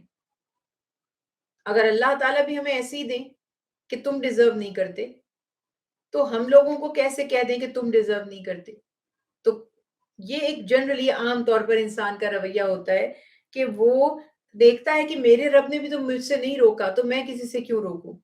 اللہ بھی تو مجھے عطا کرتا ہے تو میں کیوں نہ دوں؟ اور یہ دینے سے تو یہ فلو میں آ جاتا ہے پیسہ، اور بڑھتا چلا جاتا ہے، اور سمیٹ لینے سے وہ کم ہوتا چلا جاتا ہے۔ تو موسیٰ علیہ السلام نے اس کو سمجھایا کہ تم پر اللہ نے احسان کیا، تم بھی اللہ کے بندوں پر احسان کرو، کسی پہ ظلم مت کرو، اپنا روپیہ پیسہ ناجائز خرچ مت کرو۔ قرآن پاک نے بتایا کہ یہ جو فضول خرچی کرنے والے لوگ ہیں یہ شیطان کے ساتھی ہیں، اللہ تعالیٰ فضول خرچی کو پسند نہیں فرماتے. آج آپ دیکھیں لوگ اپنے لیے، اپنے لباس کے لیے، ابھی پچھلے دنوں کوئی بتا رہا تھا کہ کسی نے پوچھا کہ جو امام صاحب تراویح پڑھاتے ہیں ان کو کچھ دینا جائز ہے یا ان کو کوئی اتنا وہ سوال جس نے کیا تھا وہ مولانا صاحب غصہ ہوئے اور بالکل ٹھیک بھی ہوئے. یعنی آپ وہ بندے کا خون خشک ہو گیا تراویح. ابھی مجھے آواز آ رہی ہوتی ہے جب ہماری کلاس ہو رہی ہوتی ہے تو مسجد سے آواز آ رہی ہوتی ہے تراویح پڑھانے کی، اور میں یہ سمجھتی ہوں کہ فریکوینٹلی فلوئنٹلی اتنا بولنا اور لاؤڈ بولنا کیا جان لیوا ذمہ داری. اور وہ سوال پوچھ رہے کچھ دینا جائز ہے، ان کو کچھ دینا چاہیے. تو انہوں نے کہا کہ تم ایک 3rd کلاس کا سوٹ خریدنا، پوچھنا دکاندار سے جا کے کوئی. اور یہ بھی ہم نے بچپن میں دیکھا، میں پہلے بھی آپ سے کئی دفعہ شیئر کر چکی ہوں کہ کپڑے خریدنے گئے ہم اپنے والد کے ساتھ، ہر سال وہ ضرور امام صاحب کے لیے کوئی کپڑے لیا کرتے تھے. اب تو کیش وغیرہ لوگوں میں ٹرینڈ زیادہ اس وقت ہوتا تھا کہ کپڑے دے دیے جائیں. تو وہ جب اس دکاندار سے کہا نا تو نہیں یہ آپ پہ سوٹ کرے گا، یہ بڑی عمدہ کوالٹی ہے، یہ سب سے لیٹسٹ آیا ہے فلاں ڈھمکا، جیسے وہ آپ کو پتہ ہے بات کرتے ہیں. تو ایک دم سے اس کو یہ کسی طرح پتہ چل گیا کہ یہ تو ہم اپنے لیے نہیں لے رہے، امام صاحب کے لیے ٹھہرے میں دکھاتا ہوں. سستا والا واشنگ ویئر یا جو بھی کچھ کہتے وہ دکھایا. یہ ہمارے یہ حال ہے. جیسے ہم ویسے ہمارے دکاندار، کہ وہ بھی یہ نہیں کہہ رہا کہ پھر تو سب سے اچھا دیجئے آپ اگر آپ امام صاحب کو دے رہے ہیں، وہ کہہ رہا پھر آپ اچھا اس کے لیے چاہیے، رکیے میں آپ کو دکھاتا ہوں. تو یہ ہمارے دلوں کی حالت ہے. تو یہاں پر وہی والی بات آ گئی کہ موسیٰ علیہ السلام نے بڑا اس کو سمجھایا کہ تم اپنے اوپر اتنا خرچ کرتے ہو، اللہ نے تمہیں اتنا عطا کیا ہے، اللہ کے بندوں پر تو خرچ کرو. تو وہاں پہ وہ حجت بازی کرتا ہے اور وہ کہتا ہے یہ میں نے اپنے کمال سے، اپنے ہنر سے حاصل کیا ہے. جیسے کوئی کہے کہ معاذ اللہ میں نے محنت کر کے حاصل کیا، مجھے کوئی گرا ہوا تھوڑی ملا ہے جو میں یہ سب بانٹ دوں غریبوں میں. تو اس قسم کی باتیں اس نے کی. اور پھر جو ہونا تھا وہی ہوا کہ جو سب احمق لوگ کہتے ہیں کہ مجھے یہ مال میری دانش کے زور پر ملا ہے. بس جب انسان یہ میں کرنے لگتا ہے نا، سمجھ لیجئے کہ اب اس کا، جب میرے سامنے کوئی کہتے ہیں نا میں اللہ گواہ مجھے لگتا ہے اب گیا یہ، اب اس کا برا وقت آنے والا ہے.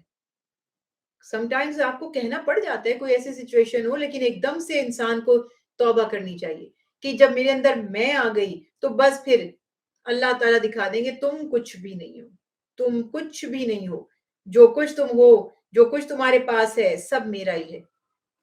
تو وہی بات ہوئی کہ اس کی شان و شوکت دیکھ کر لوگ رش کر رہے تھے جیسے ہم کرتے، واہ کیا زندگی ہے، کیا نصیب ہے. ہم بیچاروں کی سوچ ہی اتنی ہے.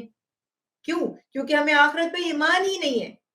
اگر ہمیں آخرت پر صحیح معنوں میں ایمان ہو تو ہم یہ فکر کریں گے کہ دنیا کی چند دنوں کی زندگی جیسی تیسی گزر جائے، وہ ابدی دائمی زندگی پہ ہم کمپرومائز نہیں کر سکتے، وہ بہترین ہونی چاہیے. تو وہ کہتے بھئی یہ خوش نصیب ہے. اب پتہ نہیں کیسے وہ حرام کھا رہا ہے، کس کا حق مار رہا ہے، کس کا وہ ظلم کر کے مال ہڑپ کر رہا ہے، کتنا اللہ اس بندے سے ناراض ہے. اس مال نے، وہ جو قرآن پاک میں کہا نا آگ کے انگارے اپنے پیٹوں میں بھر رہے، کیا پتا آپ کو، آپ رش کتنا کر رہے ہیں کسی کی بھرپور دولت دیکھ کر، آپ کو کیا پتا کہ اس نے یہ دولت کیسے حاصل کی ہے اور اللہ اس سے راضی بھی ہے کہ نہیں، اور اس کی آخرت اچھی ہوگی کہ بری ہوگی. تو یہ بات یہاں بتائی گئی کہ ایک جماعت تھی جو رش کرتی ہے، کیا شان ہے اس کی، کیا ٹھاٹ باٹ، کیا لائف سٹائل ہے. تو یہ باتیں وہ کر رہے ہیں اور وہ کہتے ہیں نا تڑپ رہے تھے کہ کاش ہمیں بھی ایسی دولت مل جائے. تو اللہ سبحانہ و تعالیٰ کی پھر آپ شان دیکھیں کہ وہ تو یہی باتیں سوچ رہے ہیں. اور ہوا کیا کہ اللہ نے جب عبرت بنانا ہو کسی کو، وہ فرعون، وہ قارون اور اس کی ساری جو دولت تھی زمین کے اندر دب گئی. جیسے زلزلے آتے ہیں نا، زمین پھٹ جاتی ہے اور سب کچھ اندر دھس جاتا ہے، آپ اس کو نکال نہیں سکتے. تو اللہ سبحانہ و تعالیٰ نے پھر اس کے گھر سمیت، اس کی دولت سمیت اس کو زمین میں زندہ دھسا دیا، اور عذاب تھا یہ اس پر، گرفت تھی. تو پھر وہ جو تھوڑے دن پہلے اس پر رشک کر رہے تھے، ان کی زبان سے نکلا اگر اللہ ہم پر احسان نہ کرتا تو ہمیں بھی دھسا دیتا. تب انہیں سبق ملا کہ بے شک یہ کوئی کامیابی نہیں تھی. اور پھر قارون کے واقعے کے اختتام پر قرآن پاک میں نصیحت ہے جو ہر مسلمان کو اپنے دل و دماغ میں بٹھانی ہے۔ اللہ تعالیٰ فرماتے ہیں آخرت کا گھر ہم نے ان لوگوں کے لیے تیار کر رکھا ہے جو ملک میں بڑا بننے اور فساد پھیلانے کی کوشش یا نیت نہیں رکھتے۔ یہ ایمان یہ بات ہے، اور انجام کار تو پرہیزگاروں کا ہی ہے۔ یعنی اصل سکسس جو ملے گی، جو کامیابی ملے گی، وہ تقوی والوں کو ملے گی۔ مت لوگوں کو دیکھ کر رش کریں، یہ سوچے کہ میرا رب مجھ سے راضی ہو، میری آخرت اچھی ہو۔ ہاں، دنیا کا سوال کرنا منع نہیں ہے، ربنا آتنا فی الدنیا حسنۃ وفی الآخرۃ حسنۃ وقنا عذاب النار۔ مومن کو تو روز کی دعا سکھائی اللہ نے، یا اللہ میری دنیا بھی سنوار دیجئے، دنیا کی بھی ہر حسن ہر خیر مجھے عطا کر دیجئے، اور میری آخرت بھی سنوار دیجئے، آخرت کی بھی ہر خیر ہر بھلائی مجھے عطا فرما دیجئے، بس مجھے آگ کے عذاب سے بچائے رکھیے۔ تو یہ سوال ہمارا ہر وقت ہونا چاہیے۔ باقی چند دنوں کی زندگی چاہے آپ سونے کے بستروں پر بھی گزار لیں، سونے کے بیڈ ہوں، آپ کے سونے کے محلات ہوں، اگر آخرت میں جہنم کی آگ میں معاذ اللہ جلنا ہے تو کون یہ سودا برداشت کرے گا؟ دنیا میں آپ سے کہہ دیا جائے کہ آپ کو 1 مہینے کے لیے 7 سٹار ہوٹل میں رکھا جائے گا اور اس کے بعد آپ کو ایک گہری کھائی میں پھینک دیا جائے گا، تو آپ کہیں گے بھائی میں اپنے 4 بیڈ روم کے فلیٹ میں ہی ٹھیک ہوں، بہت شکریہ آپ کا، مجھے نہیں 5 سٹار 7 سٹار ہوٹل میں رہنا۔ تو بات یہ ہے کہ انسان دور اندیش نہیں ہے، اس کا ویژن نہیں ہے، وہ سطحی چیزوں کو دیکھ رہا ہے اور وہ ڈیپتھ میں نہیں جا رہا چیزوں کی۔ تو یہ بات یہاں پر اللہ سبحانہ وتعالیٰ نے بیان فرما دی کہ بڑا بننے کی کوشش نہ کرو، اپنے کردار کو بڑا کرنے کی کوشش کرو۔ سورت کے آخر میں اللہ تعالیٰ ارشاد فرماتے ہیں اللہ کے سوا ہر شے فانی ہے، سب کچھ ختم ہو جانے والا ہے۔ یعنی اللہ سبحانہ وتعالیٰ نے اپنی توحید کا، اپنی قدرت کا بیان یہاں پر فرما دیا، اور اللہ تعالیٰ فرماتے ہیں کہ ساری کائنات بھی ختم ہو جائے گی، کائنات کی سب نعمتیں بھی ختم ہو جائیں گی، مال اسباب، دولت، اختیار، حکومت سب ختم ہو جائیں گے۔ اس کا حکم نافذ ہونے اور اس کی طرف ہی لوٹ کر جانے کا سب احساس کریں کہ جو ہوگا میرے رب کا جو آخری فیصلہ ہے سچ وہی ہے، اور انسان بس یہ سمجھ لے کہ یہ دنیا فانی ہے اور باقی رہنے والی چیز صرف اللہ کی ذات ہے، اور ہم بھی ختم ہو جائیں گے، لیکن جب ہم دوبارہ اٹھائے جائیں گے تو پھر ہم سے حساب کتاب لیا جائے گا۔ اگر تو ختم ہو جاتے تو پھر تو کوئی مسئلہ ہی نہیں تھا نا، پھر تو کوئی ٹینشن کی بات ہی نہیں تھی، جیسی جیسی زندگی گزرتی ختم ہو جاتی۔ لیکن مسئلہ یہ ہے کہ وہاں پر زندہ کیا جائے گا اور ہمیشہ زندہ رہنا پڑے گا۔ قرآن پاک میں بیان ہے نا کہ کافر کہیں گے کاش مر جائیں، ختم ہو جائیں، یعنی دوبارہ زندگی نہ ملے، موت آ جائے تاکہ بار بار عذاب جھیلنا نہ پڑے، لیکن موت نہیں آئے گی۔ اہل جنت کو بھی کبھی موت نہیں آئے گی، اہل دوزخ کو بھی کبھی موت نہیں آئے گی، ان کی زندگی کبھی ختم نہیں ہوگی۔ تو کیوں نہیں اس زندگی کی فکر کریں جو کبھی ختم نہ ہونے والی زندگی ہے۔ پھر سورۃ العنکبوت ہے، بسم اللہ الرحمن الرحیم۔ سورہ عنکبوت مکی سورتوں میں سے ہے، اور قرآن پاک کی جو ترتیب ہے مصحف کی اس کے مطابق 29 سورہ ہے، اور نزول کے اعتبار سے بتایا جاتا ہے 85 اس کا نمبر لکھا گیا ہے کہ 85 نمبر ہے نزولی ترتیب کے اعتبار سے۔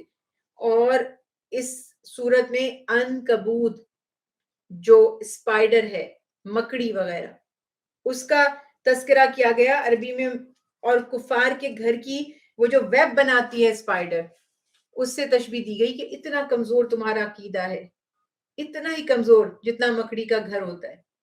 اور اسی نسبت سے مکڑی کے تذکرے کی نسبت سے سورت کا نام سورہ عنکبوت ہے۔ اس کی آیت مبارکہ 41 میں عنکبوت کا جو تذکرہ کیا گیا، میرے رب کی شان دیکھیں، جہاں جو بیان کرنا ہے ویسی مثال پیش فرما دی، اور ایگزیکٹ ایکوریٹ ایگزامپلز، تاکہ ہم نصیحت حاصل کریں۔ اور اس صورت میں اللہ سبحانہ وتعالیٰ نے حق اور سچائی کے راستے میں جو مشکلات آتی ہیں ان پر ثابت قدم رہنے، صبر کرنے، ماں باپ کی اطاعت و فرما برداری کرنے، اور جو حدود اللہ سبحانہ وتعالیٰ نے مقرر فرما دی ہیں ان کی پاسداری کرنے کا حکم دیا، اور انبیاء علیہ السلام کی جو پچھلی امتیں تھیں ان کا بھی تذکرہ یہاں کیا گیا ہے، اہل کتاب مشرکین کے رسول اللہ صلی اللہ علیہ وسلم کی رسالت پر جو اعتراضات ہوتے تھے اس کے جوابات، اور پھر مسلمانوں کو جو ہجرت کی ہدایت کی گئی اور ہجرت پر جو اللہ سبحانہ و تعالی نے انہیں اجر و ثواب عطا فرمانا تھا اس کا بھی اللہ سبحانہ و تعالی نے تذکرہ فرمایا کہ ایک بالش بھی اگر کوئی شخص ہجرت کرتا ہے اللہ کی رضا کے لیے تو سوچے کہ اس کو اللہ تعالیٰ کتنا اجر و ثواب عطا فرماتے ہیں۔ بہرحال سورت کی ابتدا جسے ہم نے کہا کہ الف لام میم یعنی حروف مقطعات سے کی جاتی ہے، پھر فرمایا کیا لوگ یہ سمجھتے ہیں کہ وہ محض یہ کہنے پر چھوڑ دیے جائیں گے کہ ہم ایمان لے آئے اور ان کو جانچا نہیں جائے گا؟ اللہ اکبر! آپ نے دعویٰ کیا ہے کہ آپ اللہ پر ایمان رکھتے ہیں تو اللہ تعالیٰ فرما رہے ہیں بس کیا یہ کافی ہے؟ آج ہم سب دنیا میں کتنے مسلمز ہیں؟ یہ دیکھیے جو بات میں کرتی ہوں بڑی نیک نیتی سے کرتی ہوں، کوئی اس میں طنز نہیں ہوتا اور نہ اس میں کوئی نیگیٹیوٹی ہوتی ہے، لیکن میں صرف آپ کو بھی دعوت دے رہی ہوں۔ آپ بھی سوچیں دنیا بھر میں دوسرا بڑا مذہب ہے نا اسلام، نمبرز کے اعتبار سے دنیا میں دوسرے نمبر پر مسلمز ہیں، بلکہ زیادہ ہی ہوتے یا ہوں گے بھی، کیا پتا کیا مردم شماری ہوئی ہے، کیسے گنتی کی گئی ہے، لیکن ایک لمحے کے لیے آپ سوچیں اگر دوسرے نمبر پہ بھی مان لیا جائے کتنے بنتے ہیں؟ ان میں سے کتنے مسلمان ہیں جو یہ قرآن پاک کے مطابق آپ کو نظر آ رہے ہیں؟ کتنے؟ اصولاً تو بالکل ایگزیکٹلی ایسے ہی ہونے چاہیے تھے نا۔ یہ دین، یہ ایمان، یہ قرآن جو ہمیں ملا ہے اللہ کے حبیب کے توسط سے ملا ہے نا، تو دنیا بھر میں آپ کو ایگزامپل دیتی ہوں، روٹری انٹرنیشنل میں بھی اس کی ممبر رہی ہوں، وہ پوری دنیا میں کام کر رہے ہیں تو ان کے جو رولز اینڈ ریگولیشنز ہیں وہ آلموسٹ پوری دنیا میں اسی حساب سے فالو کیے جاتے ہیں۔ یہ نہیں ہے کہ میں اپنی مرضی سے کر رہی ہوں دوسرا کوئی اپنی مرضی سے فالو کر رہا ہے۔ آپ اگر کسی تنظیم کے ممبر ہیں، کوئی آپ کسی چیریٹی آرگنائزیشن کے ممبر ہیں، کسی ٹرسٹ کے ٹرسٹی ہیں، تو وہ رولز اینڈ ریگولیشنز آپ فالو کرتے ہیں جو اس نے بنا دیے، اپنی منمانی تو نہیں کرتے نا۔ جب ہم دائرہ اسلام میں داخل ہوئے کس نے ہمیں بتایا مسلمان کسے کہتے ہیں؟ کس نے ہمیں بتایا مسلمان کون ہوتا ہے؟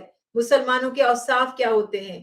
مسلمانوں کو کیا کرنا ہے، کیا نہیں کرنا، کیا ان کے لیے پسندیدہ ہے جس کو حلال کہتے ہیں، کیا ان کے لیے ناپسندیدہ ہے جس کو حرام کہتے ہیں۔ جب ہم کہہ رہے ہیں ہم اس آرگنائزیشن کے ممبر ہیں، میں مثال دینے کے لیے آپ کو بات بتا رہی ہوں، ہم کہہ رہے ہیں ہاں ہم مسلمان ہیں تو بھئی دکھائیے نا پھر مسلمانوں والے اوصاف، یا صرف زبان سے کہہ دینے سے مسلمان بن جائیں گے؟ تو یہ بات یہاں اللہ تعالیٰ ارشاد فرماتے ہیں کہ کیا لوگوں نے یہ گمان کر لیا کہ ایسے چھوڑ دیے جائیں گے اور آزمائے نہیں جائیں گے؟ تو ہم تو زبانی کلامی اپنے آپ کو بس مسلمان کہہ رہے ہیں اور سمجھ رہے ہیں۔ کھلے عام مسلم سٹیٹس میں ماہ رمضان المبارک میں پان چھالیاں تمباکو چباتے پھر رہے بے شرمی کے ساتھ، کوئی شرم نہیں، جوان صحت مند تندرست لوگ، کوئی پرواہ نہیں ہے، ہاں بھئی ہمارا تو روزہ نہیں ہے۔ ایک سال کے بعد 30 روزے آئیں گے اور جگہ جگہ سڑکوں، آج بھی ہم یہ بات کر رہے تھے، جگہ جگہ سڑکوں پر دسترخوان لگ رہے ہیں، روزے افطار کرا رہے ہیں۔ 90% سے زیادہ لوگ روزہ جو افطار کر رہے ہیں ان کے روزے ہیں ہی نہیں۔ کیا ہو رہا ہے؟ کیا معاملات ہیں؟ اس رب کا دیا ہوا کھا رہے ہیں۔ ماہ رمضان کی برکتیں رحمتیں دیکھیں، آپ کھا رہے ہیں، آپ کو شرم نہیں آ رہی کھاتے ہوئے کہ جس رب نے مجھے اتنا کھانے کے لیے دیا میں اس کے لیے کیا کر رہا ہوں، کتنی فرما برداری کر رہا ہوں؟ جو شرعی عذر ہے، جس کو جو مجبور ہے، جو بے بس ہے، جو بیمار ہے، جو ضعیف ہے، جو کمزور ہے، اس کو چھوڑ دیں۔ یہاں تو اتنی سحریاں کروائی جا رہی ہیں، اتنی افطار کرائی جا رہی ہے، کوئی یہ بھی نہیں کہہ سکتا میرے پاس سحری کرنے کے لیے کچھ نہیں تھا اس لیے میں نے روزہ نہیں رکھا۔ بتائیے ہمیں کس کے پاس نہیں ہے سحری؟ ہم کرواتے ہیں آپ کو سحری، آپ روزہ تو رکھنے والے بنے۔ سحریاں کھا رہے ہیں، افطاریاں کھا رہے ہیں، کھانے کھا رہے ہیں، بیگوں میں بھر بھر کے لے کر جا رہے ہیں، روزے نہیں رکھتے۔ یہ عالم ہو چکا ہے دلوں کی سختی کا۔ پھر عذاب نہیں آئے، زلزلے نہ آئے، اور مصیبتیں نہ آئیں اور ظالم حاکم ہمارے سروں کے اوپر نہ لا کر بٹھا دیے جائیں تو کیا ہو ہمارے ساتھ؟ پھر کیا ایکسپیکٹ کرتے ہیں پھر ہم؟ تو یہ معاملات یہاں پر اللہ سبحانہ و تعالیٰ نے واضح فرما دی کہ تم اللہ تعالیٰ پر اگر کہتے ہو ایمان لایا ہوں، تم جانچے جاؤ گے، آپ کو ایگزامن کیا جائے گا. کون سی دنیا میں آپ کو سرٹیفکیٹ اور ڈگریز مل جاتی ہیں بغیر آپ کے اسیسمنٹس کے؟ اب میں کہتی ہوں مجھے چاہیے MBBS کی ڈگری، دے دیجئے پلیز، میں بننا چاہتی ہوں ڈاکٹر، کون دے گا مجھے؟ کرائٹیریا ہوگا نا اس کا، ایلیجیبل ہوں کہ نہیں ہوں. پھر داخلہ ہو گیا، پھر پڑھنا ہے، ایگزامز دینے ہیں، پریکٹیکلز ہونے ہیں، کئی گھنٹوں کے جو ہیں وہ ایگزامز ہوتے ہیں. مجھے ڈرائیونگ لائسنس چاہیے، پلیز مجھے ڈرائیونگ لائسنس دے دیجئے، مجھے بہت شوق ہے ڈرائیونگ کرنے کا. آپ کو ایسے ایشو کر دیں گے ڈرائیونگ لائسنس؟ کیا آپ کو لیسن نہیں لینے ہوں گے؟ کیا آپ کے ایگزام وہ جو تھیوری ٹیسٹ کرتے ہیں یا جو آپ کی پوری پریکٹیکل وہ چیک نہیں کریں گے؟ آپ کو لائسنس مل جائے گا، اور اگر مل جائے گا تو ظلم نہیں ہوگا کیا؟ آپ کیا کریں گے سڑک پر جا کر اپنی بھی جان کے ساتھ اور دوسروں کی بھی جان کے ساتھ؟ کہنے کا مقصد یہ ہے کہ دنیا میں آپ کو کوئی بھی چیز اور کوئی بھی عہدہ پانے کے لیے امتحان سے گزرنا پڑتا ہے. تو جب آپ نے کہا کہ ہم مسلمان ہیں تو آپ کو ٹرائلز دینے ہوں گے، اور وہ ڈیفرنٹ ہو سکتے ہیں. وہ صرف سفرنگز نہیں ہو سکتی، وہ بلیسنگز بھی ہو سکتی ہیں، وہ اللہ کی نعمتیں بھی ہو سکتی ہیں. کہ دیکھ رہے ہیں نا، اب ابھی قارون کی تو سٹوری پڑھی اور اس سے پہلے فرعون کی. ان کے لیے آزمائش کیسی تھی؟ دے کر آزمایا گیا. جب دیا گیا تو وہ انسان کو شرم آ جاتی ہے کہ اتنا مہربان ہے وہ رب جس نے مجھے اتنا عطا کر دیا، کس چیز کی مجھے کمی چھوڑی، کیوں نہ میں مان لوں اللہ کو، اس کے وجود کو، اس کی قدرت کو، کیوں نہ جھک جاؤں اس کے آگے، جبکہ انبیاء موجود ہیں تعلیم دینے کے لیے، معجزات دکھا رہے ہیں، تو نہیں مان لایا. اسی طرح سے اللہ تعالیٰ نے واضح فرما دیا کہ تم یہ مت سمجھو کہ تم اگر اپنے آپ کو کہتے ہو کہ ہم ایمان لے آئے ہیں تو تمہیں جانچا نہیں جائے گا. یقیناً ہم تم سب کو آزمائیں گے. اور جو اللہ تعالیٰ فرماتے ہیں ہم نے ان لوگوں کو بھی آزمایا جو تم سے پہلے تھے.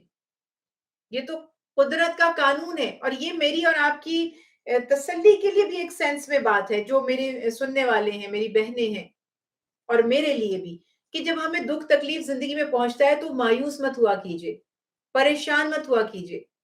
آپ نے کہا ہے نا ہم مومن ہیں، تو آپ کو آزمایا جائے گا. اب آپ کیا ہو، اس سے تو اس جگہ ایڈمیشن ہی نہ لیتے، آزمائش نہ ہوتی، تو پھر تو ایڈمیشن ہی لیں گے تو پھر تو ٹھکانہ جہنم انڈرسٹوڈ ہے، اس میں تو پھر کوئی شک و شبہ ہی نہیں ہے.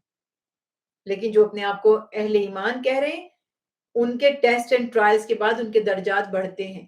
اللہ تعالیٰ جب وہ نیت کر لیتے ہیں نا کہ ہم نے مشکلات کو سہنا ہے، تو اللہ سبحانہ و تعالیٰ ان کی مدد فرما دیتے ہیں، بہت آسانیاں ان کے لیے کر دیتے ہیں. یہ بات یہاں پر بتا دی گئی کہ بس اللہ ضرور پہچان کرا دیں گے تم میں جو سچے ہیں، اور وہ بھی اس کو معلوم ہے جو جھوٹے ہیں. منافقین بھی تو کہتے تھے ہم مسلمان ہیں، صرف دنیاوی فائدوں کے لیے اپنے آپ کو مسلمان کہتے تھے.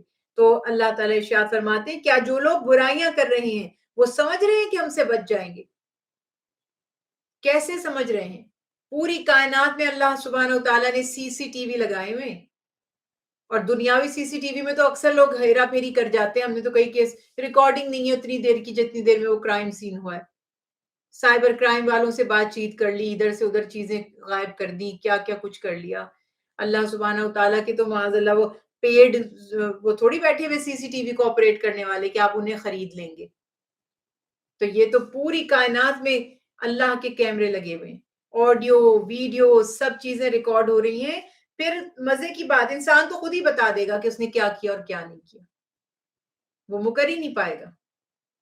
وہ اس کے ہاتھ بولیں گے، اس نے ہاتھوں سے ہاتھ کہیں گے اس نے یہ کیا. زبان تو کہے گی ہاں وہ نہیں بھی بولنا چاہ رہا ہوگا، اس کے پاؤں کہیں گے کہاں کہاں چل کے گیا، وہ کہے گا یہ آج ہو کیا گیا ہے، میرے اعضاء کیوں میرے خلاف گواہی دے رہے ہیں.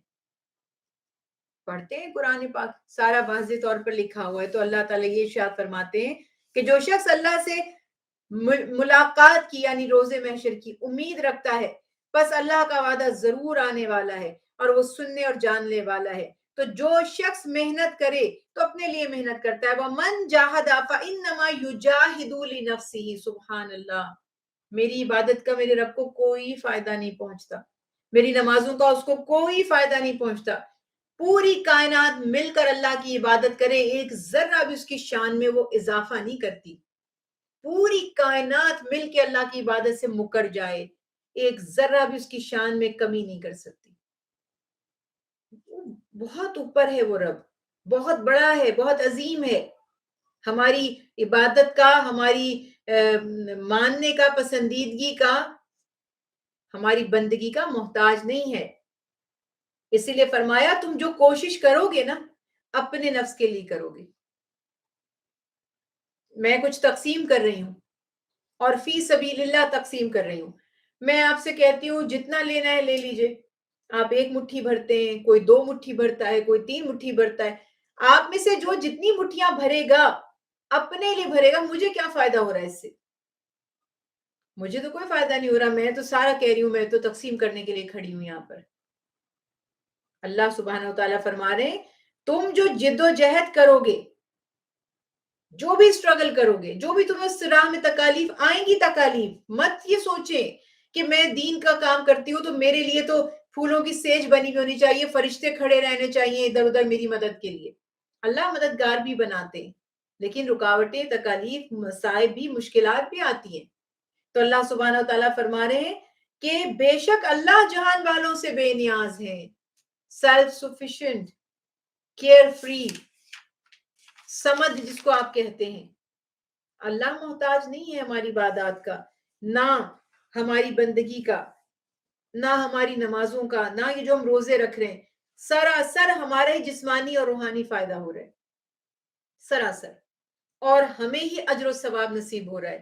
ہمارے جو اوپر میل کچیل گناہوں کا لگا ہوا ہوتا ہے، ڈیٹاکس ہو رہے ہیں، ہمارے گناہ جھڑ رہے ہیں، اتر رہے ہیں، جلا رہا ہے گناہ۔ رمضان کہتے ہیں نا، ماہ رمضان کو، رمضان جلا دینے والا، گناہوں کو جلا دیتا ہے، گناہوں کے میل کو جلا دیتا ہے۔ اللہ تعالیٰ کی رحمت یہ ہمارے حال میں ہو جاتی ہے۔ تو یہی بات یہاں پر سبحان اللہ، اللہ سبحانہ تعالیٰ نے بیان فرما دی، اور اللہ تعالیٰ ارشاد فرماتے ہیں کہ بہرحال تمہاری آزمائش ہوگی۔ پھر آیت مبارکہ 1 میں اللہ تعالیٰ نے حکم دیا اپنے ماں باپ کے ساتھ نیک سلوک کرو، اور ان کی اطاعت کی حدود کا تعین کرتے بتایا جا رہا ہے کہ اگر وہ تمہیں شرک پر مائل، دیکھیے اللہ کے حبیب نے فرمایا ماں باپ ہی تمہاری جنت ہیں، وہی تمہاری دوزخ ہیں۔ ماں باپ کی رضا میں اللہ کی رضا، اور ماں باپ کی ناراضگی میں اللہ کی ناراضگی ہے۔ مگر اب یہاں ایک جو ہے نا، یہاں پہ اللہ سبحانہ وتعالیٰ نے حد مقرر کی ہے، یعنی ماں باپ اگر غیر مسلم بھی ہیں اور اگر وہ مشرک بھی ہیں تو بھی ان کی اطاعت و فرما برداری نہیں چھوڑ سکتی اولاد۔ یہ اولاد کی ذمہ داری ہے، ان کا حق ہے۔ لیکن ایک چیز کو یہاں پہ واضح کر دیا، ایگزامپٹڈ کیا ہے؟ اگر وہ ان کی ہر بات مانو، اطاعت کرو، لیکن اگر وہ تمہیں شرک پہ بلائیں، تمہیں کافر کرنا چاہیں، تمہارے دین سے ہٹانا چاہیں، تو ہرگز ان کی فرما برداری نہ کرنا، ہرگز پھر ان کی بات نہ ماننا، یعنی اللہ کے حکم کے خلاف ان کی بات نہیں مانیں گے، اور گناہ کے کاموں میں ماں باپ کی اطاعت نہیں کی جائے گی۔ رسول اللہ صلی اللہ علیہ وسلم کی حدیث میں بھی ہے کہ کسی بھی ایسے مسئلے میں مخلوق کوئی بھی ہو، اس کی اطاعت لازم نہیں جس میں اللہ کی نافرمانی لازم آتی ہو، کوئی بھی ہو۔ جب اللہ کی یعنی وہ کلیش ہو رہا ہے اللہ کے حکم سے، پھر کسی کی اطاعت نہیں کی جائے گی۔ پھر اسی طرح سے آیت مبارکہ 14 میں دوبارہ سے حضرت اللہ سبحانہ تعالیٰ نے نوح علیہ السلام کا تذکرہ کیا، اور جو ہم پہلے بھی پڑھ چکے ہیں، 950 سال نوح علیہ السلام نے اپنی قوم کو نصیحت فرمائی، مگر وہی بات تھی 1000 سال اپنی قوم میں رہے جو ان کی عمر مبارک تھی، مگر قوم چند کے سوا ایمان نہیں لائی، تو پوری کی پوری قوم کو طوفان میں غرق کر دیا گیا۔ وہ ظالم تھے، اللہ نے ان کی پکڑ کی، اور نوح علیہ السلام اور کشتی والوں کو اللہ تعالیٰ نے بچا لیا، اور ہم نے اس واقعے کو دنیا والوں کے لیے نشانی بنا دیا۔ یہ واقعات کیوں قرآن پاک میں بار بار بیان کیے جا رہے ہیں؟ کہ یہ نشانی ہے، پوری دنیا کے لیے سبق سیکھنے کے لیے. اور پھر یہاں بتا دیا گیا حضرت ابراہیم علیہ السلام کا تذکرہ، جب انہوں نے اپنی قوم سے فرمایا اللہ کی عبادت کرو اور اس کا تقوی اختیار کرو، تمہارے حق میں یہی بہتر ہے، اور جانو اگر تم یہ سمجھو، تو کہا کہ تم اللہ کو چھوڑ کر بتوں کو پوجتے ہو اور جھوٹی بات گھڑتے ہو. افک کہا گیا ہے نا، افکن جھوٹ، جھوٹی بات. بے شک آپ اللہ کے سوا جن کی عبادت کرتے ہو وہ رزق دینے کا اختیار نہیں رکھتے. رازق اللہ ہے، خالق و مالک اللہ ہے.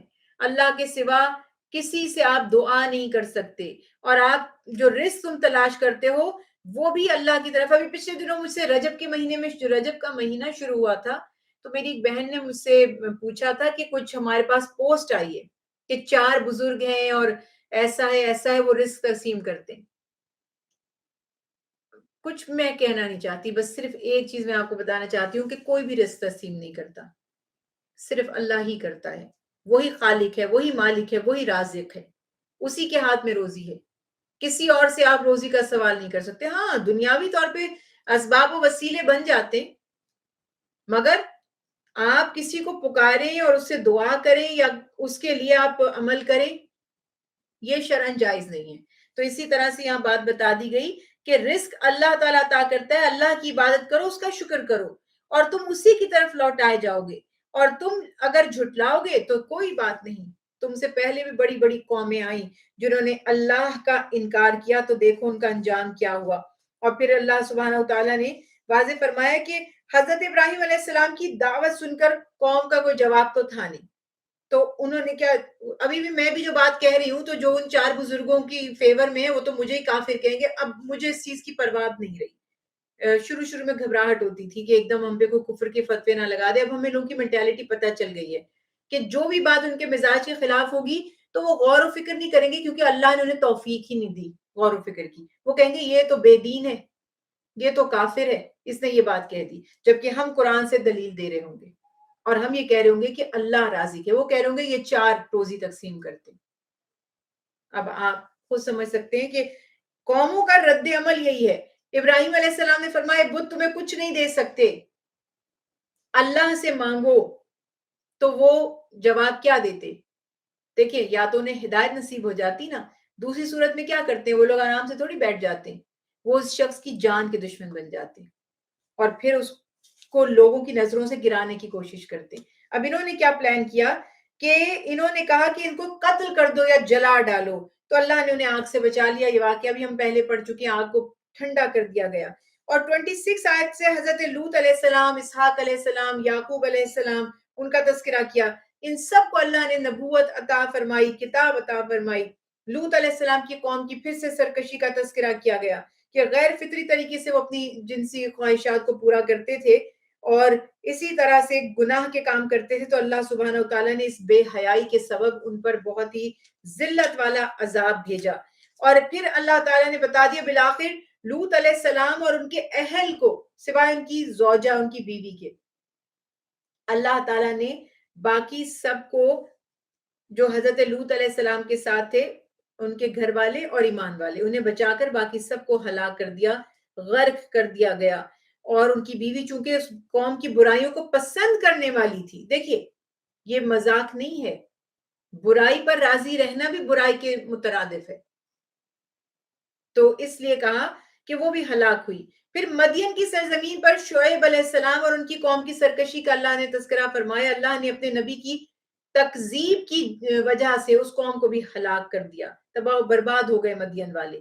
قرآن نے اہل مکہ کو مخاطب کر کے بیان کیا کہ تم اپنے تجارتی سفر کے دوران وہاں سے گزرتے ہو، ان جگہوں سے ان قوموں کا حال دیکھتے ہو، اور شیطان کے بہکاوے میں آنے والے جو قوم میں عاد و سمود تھے ان بستیوں سے تم گزرتے ہو اپنے قافلے لے کر اپنے پورے جو ہے بزنس کے سلسلے میں. تو کیا کہا کہ تم اتنے سمجھدار ہو، تم نہیں دیکھتے وہ تم سے بھی زیادہ طاقتور سمجھدار تھے، اس کے باوجود وہ شیطان کے بہکانے میں آئے اور ان کا انجام کیا ہوا. تو تم بھی نصیحت حاصل کرو. پھر آیت مبارکہ 40 سے قرآن پاک نے بتایا کہ بعض سرکش قوموں پر، یعنی اب کس طرح کے عذاب آئے. بعض پر پتھر برسائے گئے، بعض کو چنگھاڑ نے پکڑ لیا، یعنی خوفناک آواز نے. بعض کو زمین میں دھسا دیا گیا. یہ سارے واقعات, قوم لوط پر پتھر برسائے گئے, حضرت شعیب علیہ السلام کی قوم یا صالح علیہ السلام کی قوم ایک چنگھاڑ نے اس کو پکڑ لیا, اور قارون جیسوں کو زمین میں دھسا دیا گیا, بعض کو سمندر میں غرق کر دیا گیا جیسے فرعون. یعنی اللہ جس طرح چاہے عذاب دے سکتا ہے, جس طرح چاہے, یہ اس کا اختیار ہے, اس کی قدرت ہے. فرمایا اللہ نے ان پر ظلم نہیں کیا. یہ جو سب کے حالات آپ پڑھ رہے ہیں, معاذ اللہ نے ظلم نہیں کیا. وہ خود اپنی جانوں پر ظلم کرتے تھے, وہ مانگتے تھے, انہیں یہ عذاب چاہیے ہی تھا اور وہ اس سے بچنا نہیں چاہتے تھے. پھر آیت مبارکہ 41 سے فرمایا جو لوگ اللہ کو چھوڑ کر باطل معبودوں کو اپنا مددگار بناتے ہیں, ان کے عقائد اس کی مثال مکڑی کے جالے کی جیسی ہے. سب سے کمزور گھر گھروں میں مکڑی کا گھر ہے. مکڑی سمجھتی ہے میں اس میں بڑی محفوظ ہوں, ہلکی سی ہوا سے ختم ہو جاتا ہے. تو یہ مثال یہاں دی جا رہی ہے کہ کچھ بھی نہیں ہے ان دعووں کی حیثیت اور حقیقت. اللہ پر ایمان رکھیں, اللہ ہی کو پکارے, اللہ ہی سے دعا کریں. ہاں اپنے معاملات میں اللہ کے ولیوں کا اور اس سے بڑھ کر نبیوں کا اور سب سے بڑھ کر محمد مصطفیٰ صلی اللہ علیہ وسلم کا وسیلہ یا واسطہ دینا. دعا اللہ سے کی جائے گی, مگر کہ ہم ان سے نسبت رکھتے ہیں. اللہ ہم آپ کے نبی کے ماننے والے ہیں, آپ کے نبی کے چاہنے والے ہیں, آپ کے نبی کے امتی ہیں, اپنے نبی کے واسطے ہم پر بھی رحم کر دیجئے. یا اللہ کے نیک بندوں کی اگر آپ ان کی اطاعت کرتے ہیں, ان سے محبت رکھتے ہیں, ان کا واسطہ دے سکتے ہیں.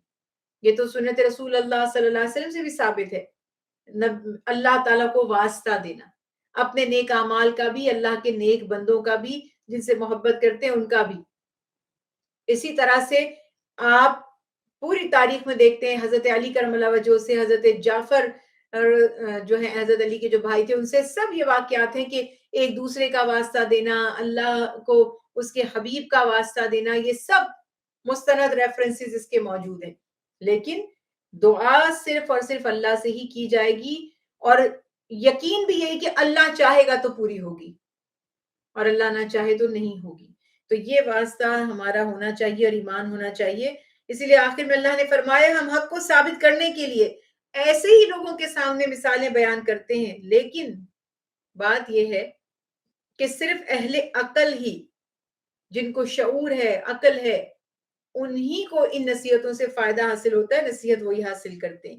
اور پھر آیت مبارکہ 46 میں اہل کتاب سے بحث و مباحثہ مجادلہ کے جو اسلامی آداب ہیں وہ یہاں پر بیان کیے جا رہے ہیں کہ دیکھیے یہ ہمارا پیارا دین ہے, یہ امن اور سلامتی کا دین ہے. اور پھر سب سے بڑی بات مجھے اور آپ کو یہ پتا ہے کہ یہ جو دین قبول کرے گا تو وہ اپنے ہی بھلے کے لیے کرے گا, ہم پر تو کوئی احسان نہیں کرے گا. تو اس وجہ سے محبت سے, پیار سے نصیحت کی جائے اور لوگوں کو حق کی اور دین کی دعوت دی جائے, تو انشاءاللہ امید ہے کہ جن کے نصیب میں خیر ہے وہ ضرور اس سے استفادہ کریں گے.